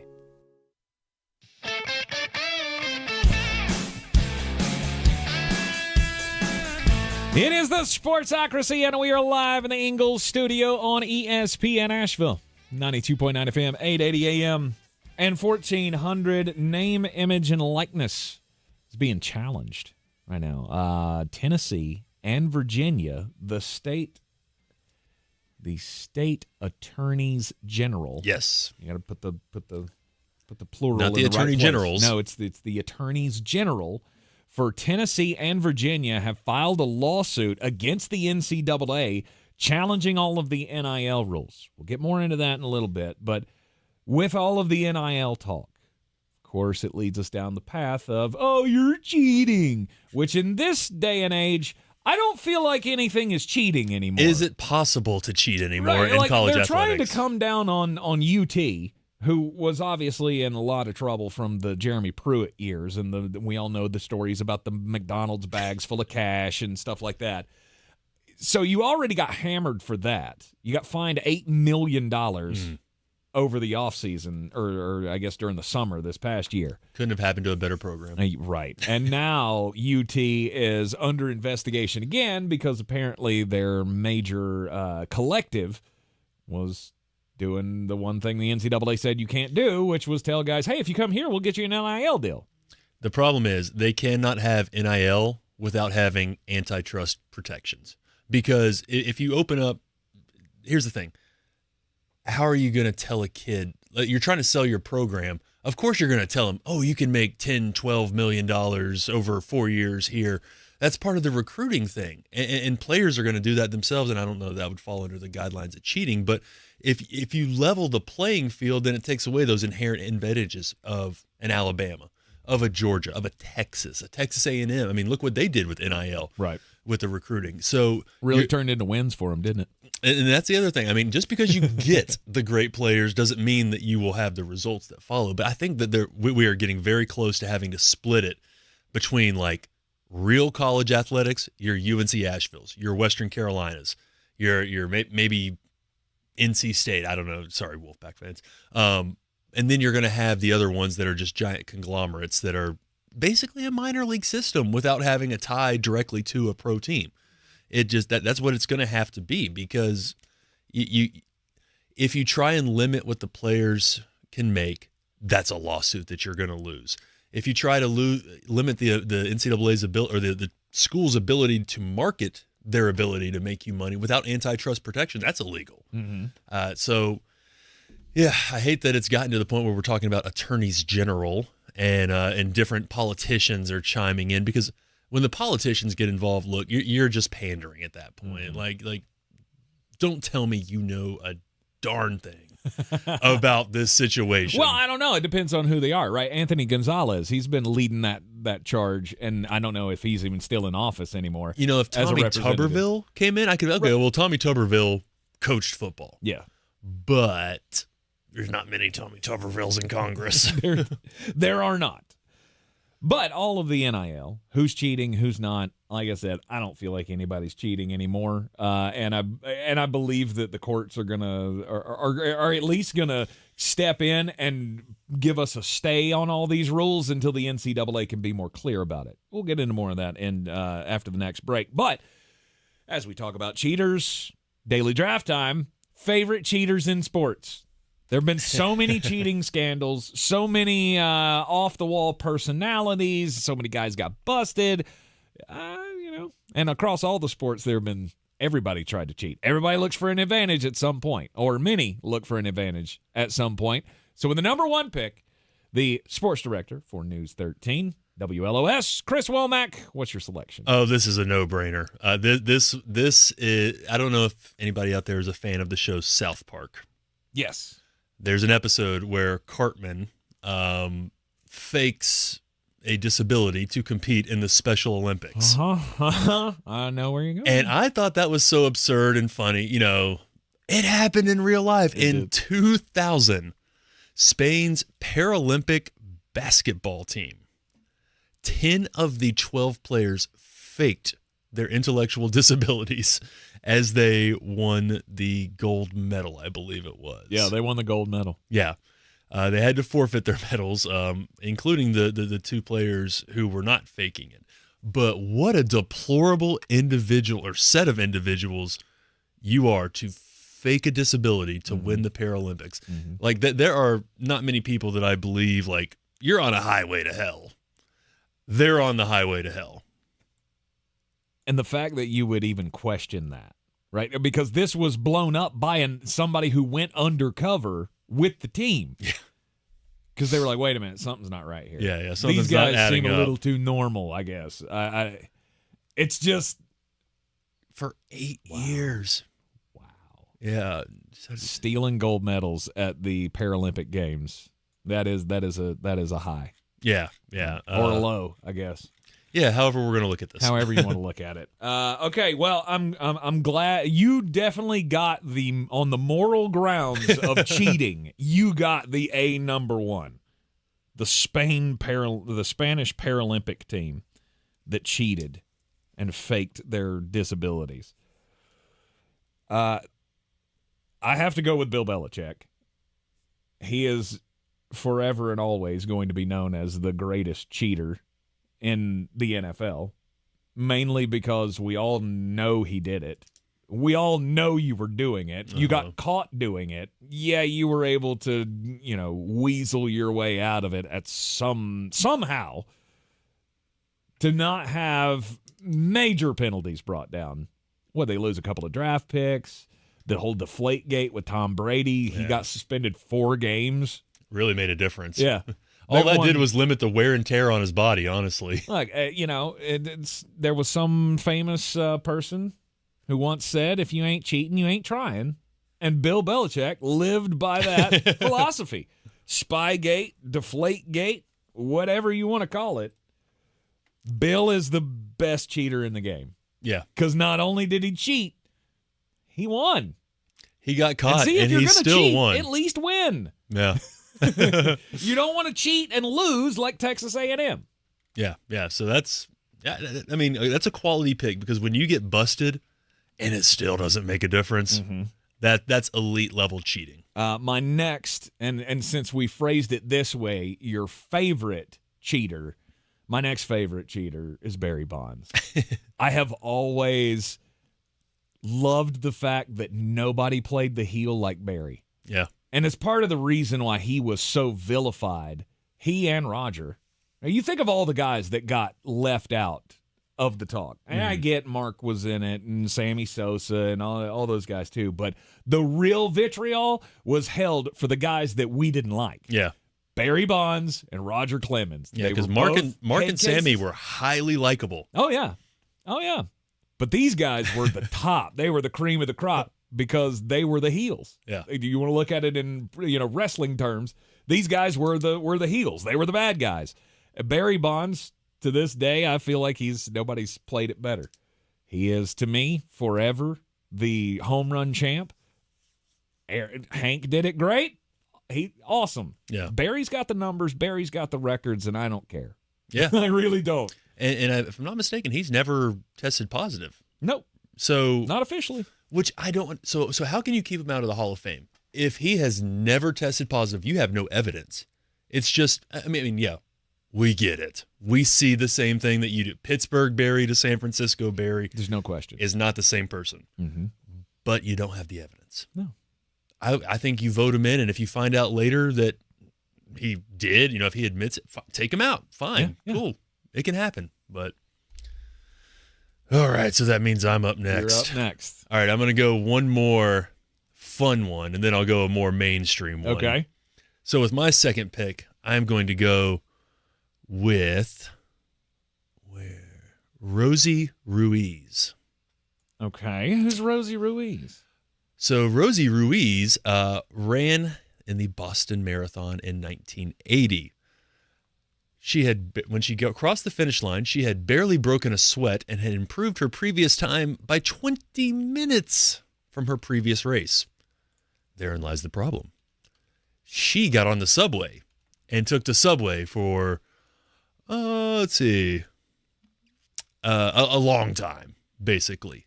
So I think just having the gall to try and get away with that, when you know that there are checkpoints and that, she doesn't really run this fast that often. I guess she was really geared up for this race.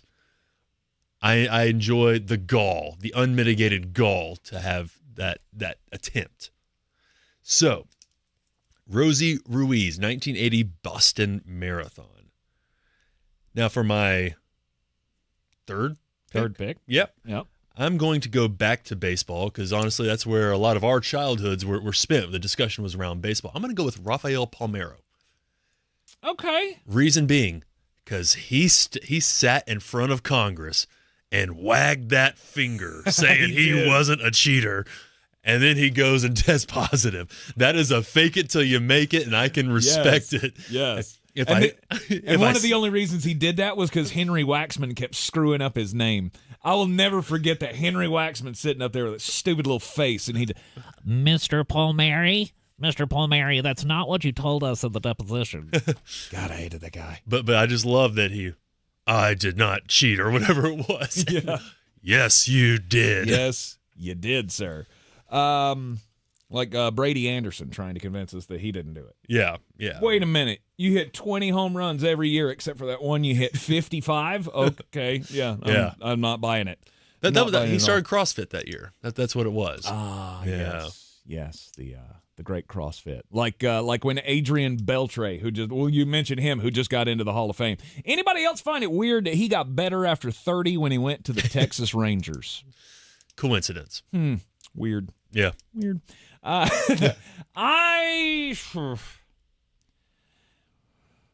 going to go with John Calipari. He is the face of NIL to me. Oh, yeah. He's the reason they have it. UMass, Memphis, Kentucky. He has always been, I wonder why that John Calipari guy gets all these really young hotshot players. UMass is a party school. Easy to recruit there, as is Memphis. Highly desirable locations. Yeah. I'll just say I worked in Memphis around that time. Yeah. I don't know much, but I've heard things. Yeah, I'm sure you have. I've heard things of how that all went down. And Calipari, again, if you're going to cheat, at least win. Yeah. The guy's been one of the winningest coaches in college basketball history. He's won national championships. But he doesn't have the national titles that you would think with the players that he's accrued through his methods. He hasn't won the national titles. He doesn't even really have as many Final Fours as you would think he should have. True. But he did have some success. Regular season, yes. And then obviously at Memphis, and I'm speaking more about Kentucky specifically. Like, he's been there so long, feels like he should have 5 or 6 national titles. Mm-hmm. But he's hard to gauge. Like, he'll have these teams that are so stacked, 5, McDonald's All-Americans or whatever coming into the season, and then things go weird and they don't play well, and then I feel like 2 or 3 times they've been that team that figured it out at the end of the season and then went on that run in March. I keep thinking back to the one where they were like the 8 seed and made it to the Final Four. That team had no business being in the Final Four. But it was something over the last month and a half that everything clicked. I think he's a great coach. Yeah. I just feel bad that he'll never shed the cheater role or label, I guess I should say. And then I haven't taken this one yet. I was putting it off, and I thought maybe you would take it, but Lance Armstrong. Mm-hmm. How many of us bought into that? Oh, we all bought the story of the guy with testicular cancer who had it removed, and now he's Superman, and he can ride a bike faster than anybody. And he won, 6 Tour de France's? 6 or 7, yeah. 6 or 7? I think when you think about somebody that capitalized and monetized their cheating, him. And not all of it was monetized. The thing is, he started that movement, and he got so much support for cancer, and then it's, hey, I lied, or I cheated. Destroyed so movement. many people, and it totally, because that Livestrong was everywhere back in the day. It was like the dominant. It was kind of what breast cancer is today, where you see so much pink throughout the year. It was getting to the point where that was rivaling at the time the V Foundation. Yeah, and then boom, gone. When was the last time you thought about Livestrong? When the news came out. Yeah. When he said, when he admitted I cheated, we all just went, okay, we're done. Yeah. Yeah. No more yellow bracelets. They all went in the trash. From them to now. That's how long I went, Yeah. Incredible. I'm going to go with my pick. Okay. The Houston Astros. Aha, the Trastros. The Trastros. I think there's something a little remarkable, too, about being able to hear the beating on a drum and adjust your thought process and hit a major league pitch. That's pretty impressive. Now, it sucks that they won the World Series, because what's MLB going to do? They're not going to strip them of the title. This isn't college. Give us back those rings that we didn't pay for, and those guys are going to be World Series champions for the rest of their lives. Now, I love that so many of them were young enough that they have to play through this. And it follows them everywhere they go, no matter what team they're on, what stadium they're in, they are going to catch it from the other teams. Mm-hmm. And then you got one more pick? Oh, yes.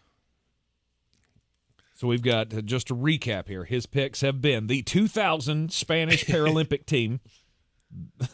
Despicable. Most despicable gold medal winners of all time. And then you had Rosie Ruiz, the Boston Marathon runner. Yep. Then Rafael Palmeiro, who blatantly lied in front of Congress. The Trastros. And then the SMU Boosters of the 1980s. Yeah, that's a good one. To turn a program around like that when you're sitting smack dab in the middle of football country, and they were probably at best third, probably fourth, fifth, sixth in the pecking order. Yep. And to have them in the national championship conversation with some good investments, some wise money management, I got to respect it. Now, they also, it's amazing that they're the only ones that have gotten the death penalty. I mean, maybe it was that much worse than so many other schools that have since come. And maybe the threat of that is enough to have some schools say, all right, I love where your head's at, but let's not do that. Maybe not. Yeah, but NIL, it's testing that. I mean, the NCAA, who knows, maybe we'll have a death penalty case. All of this would have been legal. Yeah. Right? All that SMU did probably could have been done in the gray area where they couldn't have gotten or may not have gotten in trouble for it. Yeah. Maybe a booster has to disassociate from the program, right. So they create a shell company that they funnel the money through to go to football. All right, we're coming up on a break here, so we're going to cut this at 5 selections apiece, and my final selection, and I believe it will trump everything that you have done, and I am the winner, crowning myself. Names on the door. It is the dirtiest player in the game, Ric Flair. Okay, no question. I mean, nobody's won more championships cheating than Ric Flair has. So. Indisputable, although I'll still take the Spanish Paralympic team. No doubt. I was completely being hyperbolic on that one, but I had to throw another Ric Flair reference in there. Here in the Daily Draft, best cheaters of all time. To recap my list here, I've gone Bill Belichick, Barry Bonds, John Calipari, Lance Armstrong. That's a good one, Lance Armstrong. And Ric Flair. Good value pick with Lance Armstrong. Yes. Thank you very much. Thought about Tanya Harding, too, but here's the thing. The thing that makes a good cheater, you got to win. You got to win, and you didn't do it. And she didn't really, it wasn't a sustained thing. It was a one-time thing. You got to get away with it for a little bit. Like you got to be good at cheating for just a small period of time. Right. We want you to be a better liar if you're going to be a good cheater. But eventually get caught. Yes, indeed. Because don't do crimes. Yes. You're in the Sportsocracy. This is ESPN Asheville, 92.9 FM, 880 AM, and 1400. When we come back, we'll talk NCAA, NIL. It is a major, major problem. This is your Exergen Temporal Scanner weather forecast on ESPN Asheville. All right, looking good into the afternoon. I really think this nice weather is going to continue over the next few days, probably through our first weekend of February. Groundhog Day is going to have sunshine, so whether it's a groundhog or whatever else is going to go out, try to see its shadow. It probably will. Sunshine today, 57. Tonight will cloud over briefly, 32. But we should see the sun return tomorrow. With a breeze, highs will be around 55. Saturday and Sunday, mostly sunny. Highs will be in the low to mid-50s. From the Weather Channel, I'm meteorologist Ray Stajic. This report is sponsored by Renewal by Andersen of the Carolinas. Renewal by Andersen's here. Kickstart the new year with this incredible deal. Buy one window or door and get the second for 40% off. Act now to schedule your free, no-obligation, in-home consultation with my team at freewindowassessment.com. That's freewindowassessment.com.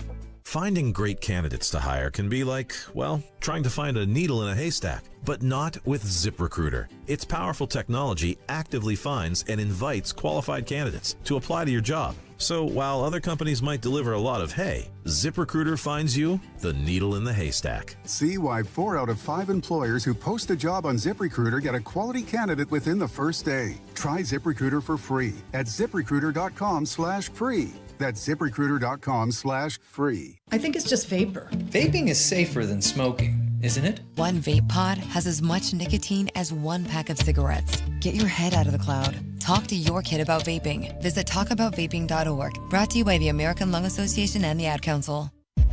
The Ingles 2024 Southern Conference Downtown Dribble and Kids Fest, presented by Champion Credit Union, will be held Saturday, March 9th, 9:30 a.m. to 11:30 a.m. at the Roger McGuire Greene at Pack Square Park. The Downtown Dribble will feature interactive games, inflatables, pep bands, cheerleaders, and a parade. Each participant will receive a basketball, Downtown Dribble t-shirt, and a ticket to the noon session quarterfinal basketball games. Check-in will begin at 9:30 a.m. at Roger McGuire Greene. To register, visit downtowndribble.eventbrite.com.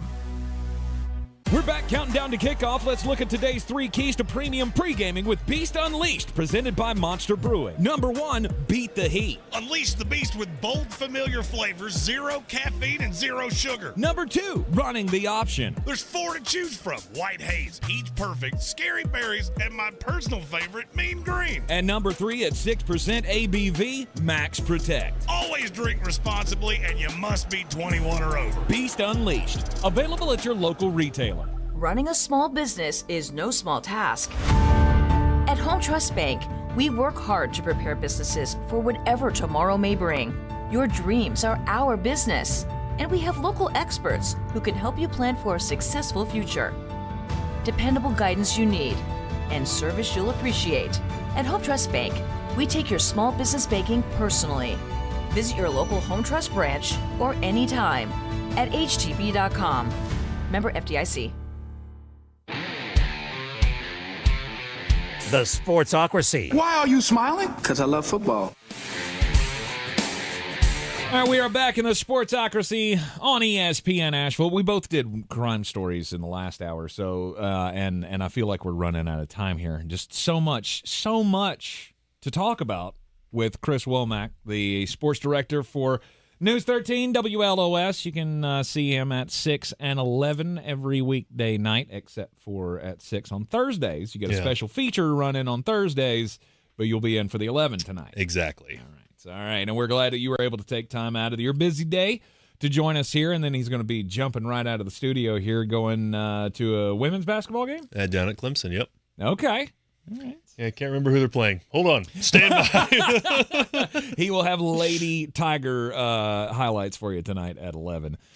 As they take on Boston College. Boston College. All right, that coming your way tonight on News 13. The NIL situation in the NCAA, it keeps getting muddier and muddier because as we're now, the NCAA has finally taken the stand of, okay, now we're going to start looking into some of the dealings that your collectives have had. We're going to look at how you've used NIL as a recruiting tool because the rules are written to state that you can't do that. You can the collectives can offer NIL deals to the athletes once they're in school. But you can't go to, like Cam Ward and say, I'll give you $5 million if you'll come to Florida State. Mm-hmm. Just to use an example. I'm not picking on Florida State. And it's a slippery slope. And apparently that's what Tennessee's in trouble for right now. The problem is, what was it, 3-4 years ago when this door kind of got open? I think, was it California that kind of was the first one to take legal action, I think. They made it legal. Yeah. So you did this, and the NCAA wasn't ready. Now, that's the NCAA's fault because you've had about 50, 60 years to work on a plan for when this day comes because it was unsustainable. Even you think about an English major. If they write a book, they can publish it and get paid for it. An engineering major can come up with a patent. Right? This is someone corrected me one time. The school would technically own the patent. Okay, but maybe. But a good professor would allow you to have the money. Yes. They can if sell you that. Did it, I've had people tell me that too. If you did it with school property, then they would have a claim to it. Whatever. Yeah. If he did it on his own in his own lab, you could sell it. A dance major could go dance for Beyonce in a music video. Bingo. Whatever. But athletes cannot get paid and can't profit off their name, image. It's ridiculous. Mm-hmm. They can't hold autograph sessions. The simplest things, but you're going to put them in a video game. We won't use their name, but that number 2 quarterback looks a lot like Jalen Hurts. And it's weird. He's 6'3", 215, just like him. And he plays a lot like him too. It's strange, and he has dreadlocks. That's coincidence. But yeah, they've had so long to prepare for this, and they just somehow still got caught with their pants around their ankles. Mm-hmm. Well, they just wanted to put their fingers in their ears and pretend like it was never going to happen. They kept always throwing that amateur model at us, which was it's been bunk since it started. Yeah, it's a nice idea. Right, since the NCAA was created. Yeah. They created the word amateur athlete for the reason of not to pay them anything and not to make them employees. And the problem is that we're there. Yeah. The NIL and all of this has only got to go down one path. And that's got to be collective bargaining. It's going to be treating them like employees. They will have a union. They will be paid directly by the schools. You're probably not going to end up paying them $10 million, obviously. Yeah. But there will still be some official relationship between a school and a player where money is exchanged, because I feel like that's the only place it can go. Well, and then they're going to have to create a new division again, or a lot of these schools are going to have to drop down to FCS, because you can't put the same salary cap, which again is the only way to do a fair and equitable thing. You can't put the same salary cap on Texas that you're going to put on Texas Southern. It won't work. No, absolutely not. You will have to separate if the NCAA even still exists. Yeah. Right? And that's to say if, Georgia and Alabama don't lead the charge in the SEC of, hey, we got to get the hell out of here. And I think they've been holding that over their heads. Oh, yeah. The Big Ten's doing the same thing right now of, hey, we should just split away and do our own thing and screw the NCAA, because they can't figure out what's what. Tennessee, as I said earlier in this hour, Tennessee and Virginia, the state's attorneys general for those two states, have filed a lawsuit against the NCAA because they want a ban on this not using NIL as a recruiting tool. Because the way that the rules are written, I think it was the Tennessee AD who came out, or maybe it was the president of Tennessee that came out and said, it's all just dishonest. Yeah. And the rules are written in a way to get us in trouble. Yeah, and gosh, I don't know what the way around it would be. Maybe you can't make an official offer until someone commits to a school. But what's stopping an athlete from recruiting themselves? Like, what if Joe Milton had gone out and told some of these players, like, well, I got X amount. Like, that can't be against the rules. You can't hold Joe Milton's actions against, the collective or the program. Maybe that's the way it's got to go, is you've got to turn to word of mouth recruiting, which sometimes can be stronger than actual stuff. Or what if they just posted, if they put out a little X or a tweet, whatever you want to call it, like, so happy to sign Joe Milton to a $14 million endorsement. Maybe that's, I don't know. Yeah. But the fact is the NCAA is going to lose this. It's a no-brainer that, of course, if you're going to allow us to do this, then we're going to use it in recruiting. Mm-hmm. That's what makes us more attractive than that other school. And it's been the biggest problem that we've had for the last couple of years, and it's going to continue to be. Yeah. Until somebody decides because the NCAA is not doing it. I'm just convinced at this point the NCAA is just sitting back and they're daring them. They're daring the other schools. You know what? We're going to pick on enough of you to where the rest of you are going to go, screw you, we're out. Yeah. They did it with Florida State, right? After Florida State got the biggest snow job in all of sports history by being left out of the college football playoff, bucking every rule that we've ever been told of what it takes to make that event. And then immediately the NCAA comes out and says, guess what? We're also looking into them for NIL violations. And then you have Tennessee now, repeat offenders. Yeah. Like, I was trying to sort through the story the other day because they kept bringing up the repeat offender thing. Yeah. That they can increase the penalties now. Like, they can almost double the fine of $8 million that they just handed down to Tennessee and hammer them again. Yeah. And that's why you have the lawsuit coming out now. I'm still trying to figure out what Virginia's role is in all of this. Maybe it's just a situation where if you have another state involved, it strengthens the case. Maybe, or unless they know that Tony Bennett's doing something with the basketball team. We got to jump ahead of this. Yeah, certainly not Tony Elliott and the football team. Again, they could be cheating. They could just be really bad at cheating. Because that's not a good team. Or they cheated really well one day last season. Right. Jeff Hafley has left Boston College.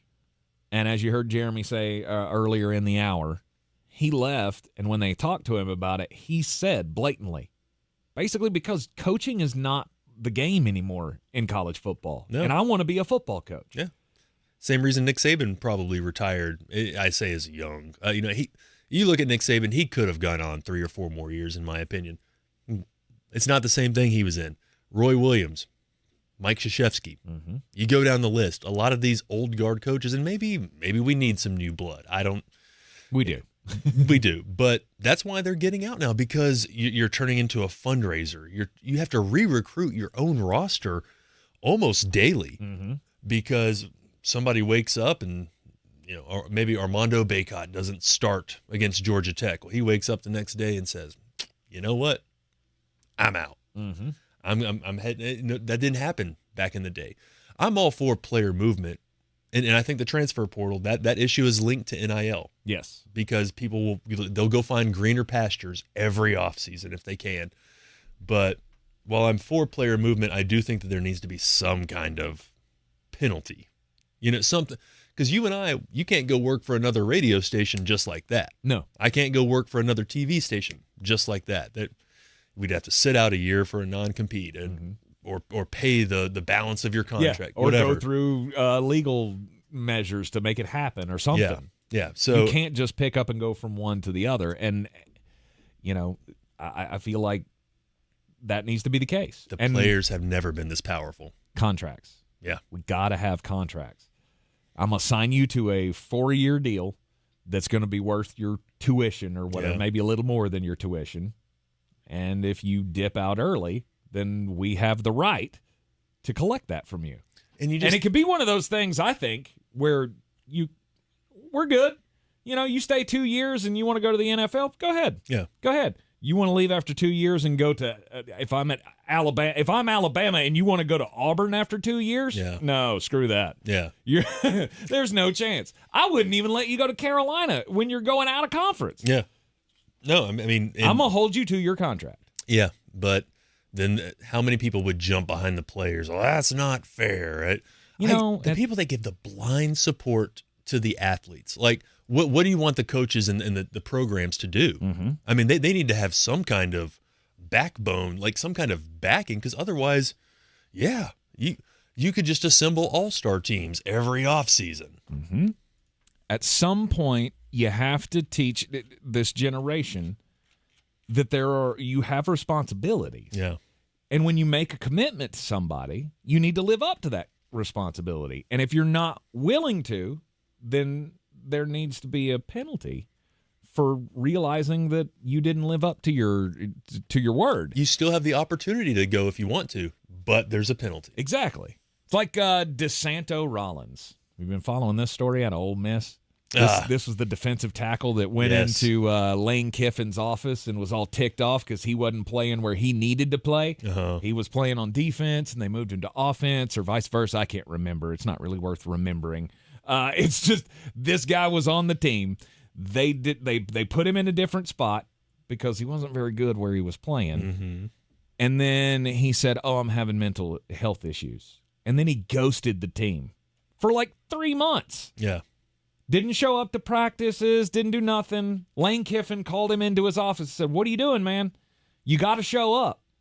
And the guy was like, mental health. He's like, get the hell out of here. You're done. You're off my team. I don't want a part of you anymore. Just get out of here. Yeah. You don't have the ability to do that. You've promised me that you're going to come play for this university. Mm-hmm. And if you're not willing to suit up every day and get your ass out on the field, then you're out of here. What's crazy, I was talking to a college basketball coach not too long ago. We were talking about the portal and different things. And he told me that if they bring in a player and, they sign them, ink's dry, and they go through half of one practice, not even that, and then decide they don't want to play anymore, they still have to provide the scholarship to that athlete for the rest of the year. Or maybe it's the semester, but yeah. Like that still counts against them in their scholarship totals. They can't now say, oh, well, let's go find somebody. Yeah, let's get somebody in that spot. You're just out that spot. Yeah.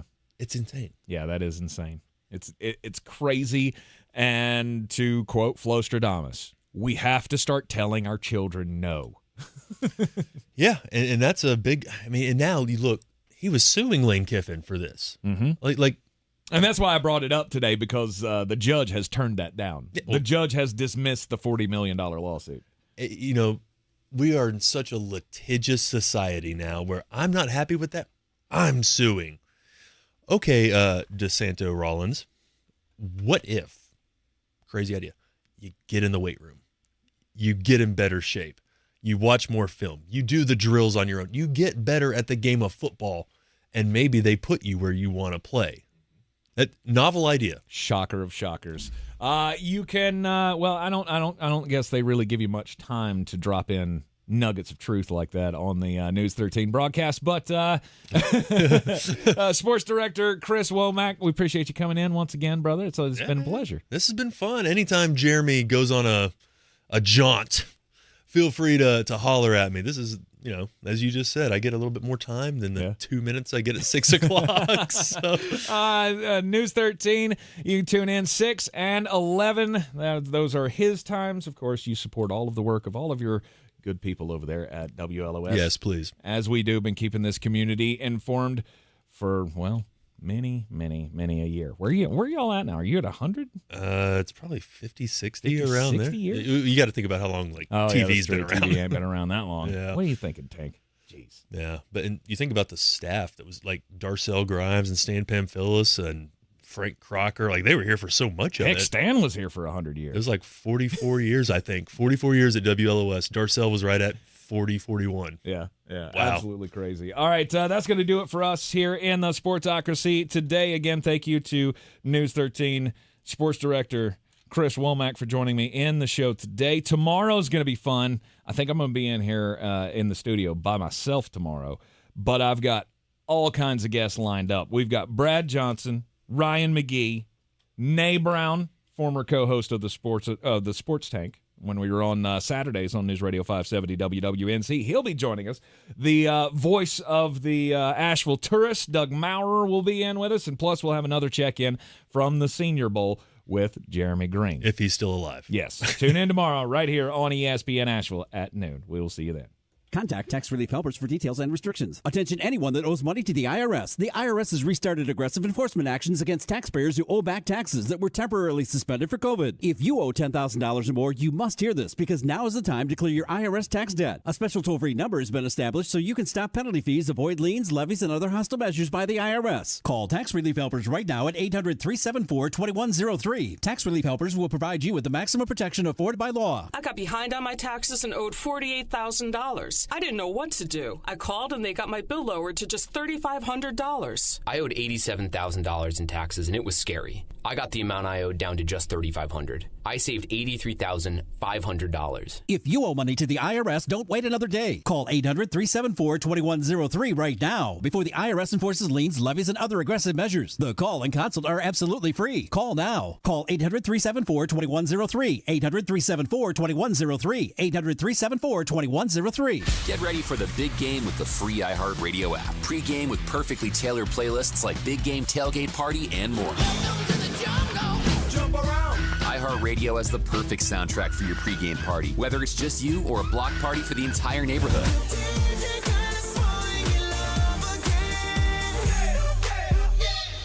Just open the free iHeartRadio app, search Tailgate, and listen now. Make the big game great with iHeartRadio.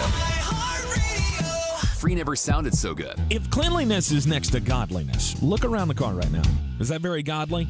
Look, life comes at you fast, but so does WNC Auto Detailing. They have the tools to make your interior look like it's coming off the showroom floor. You don't believe me? Check them out on Instagram. All that filth and years of stains disappear. WNC Auto Detailing does full interior and exterior details with paint correction, and they do wax and ceramic coatings. Call WNC Auto Detailing at 455-3700. Premium care with a Southern hospitality touch. If you're looking to buy, sell, or invest in real estate in the mountains, you need to call the agents at Clarissa Sells WNC, brokered by eXp Realty. Check us out online at clarissasellswnc.com. Download our free app on Google Play or the App Store. Type in Asheville Home Search. You'll be able to connect with our team and see all the available homes for sale in our area. For more information, contact us today at 828-774-6343 or clarissasellswnc@gmail.com.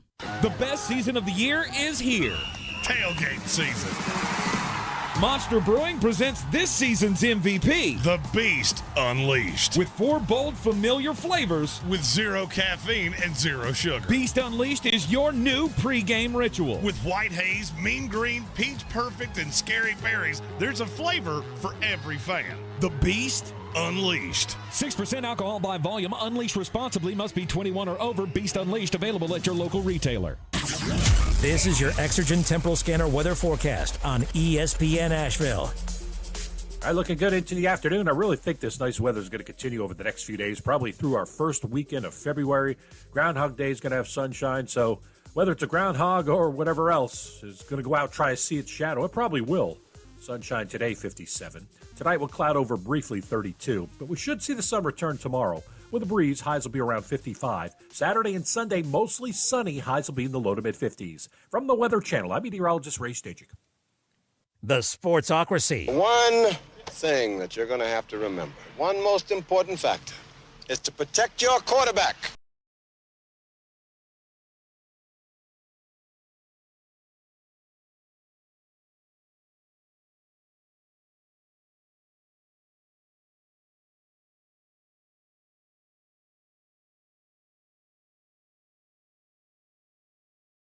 I've embraced my new role coaching my kids in their youth sports. Our Youth Basketball Association made the decision to use trusted coaches to train,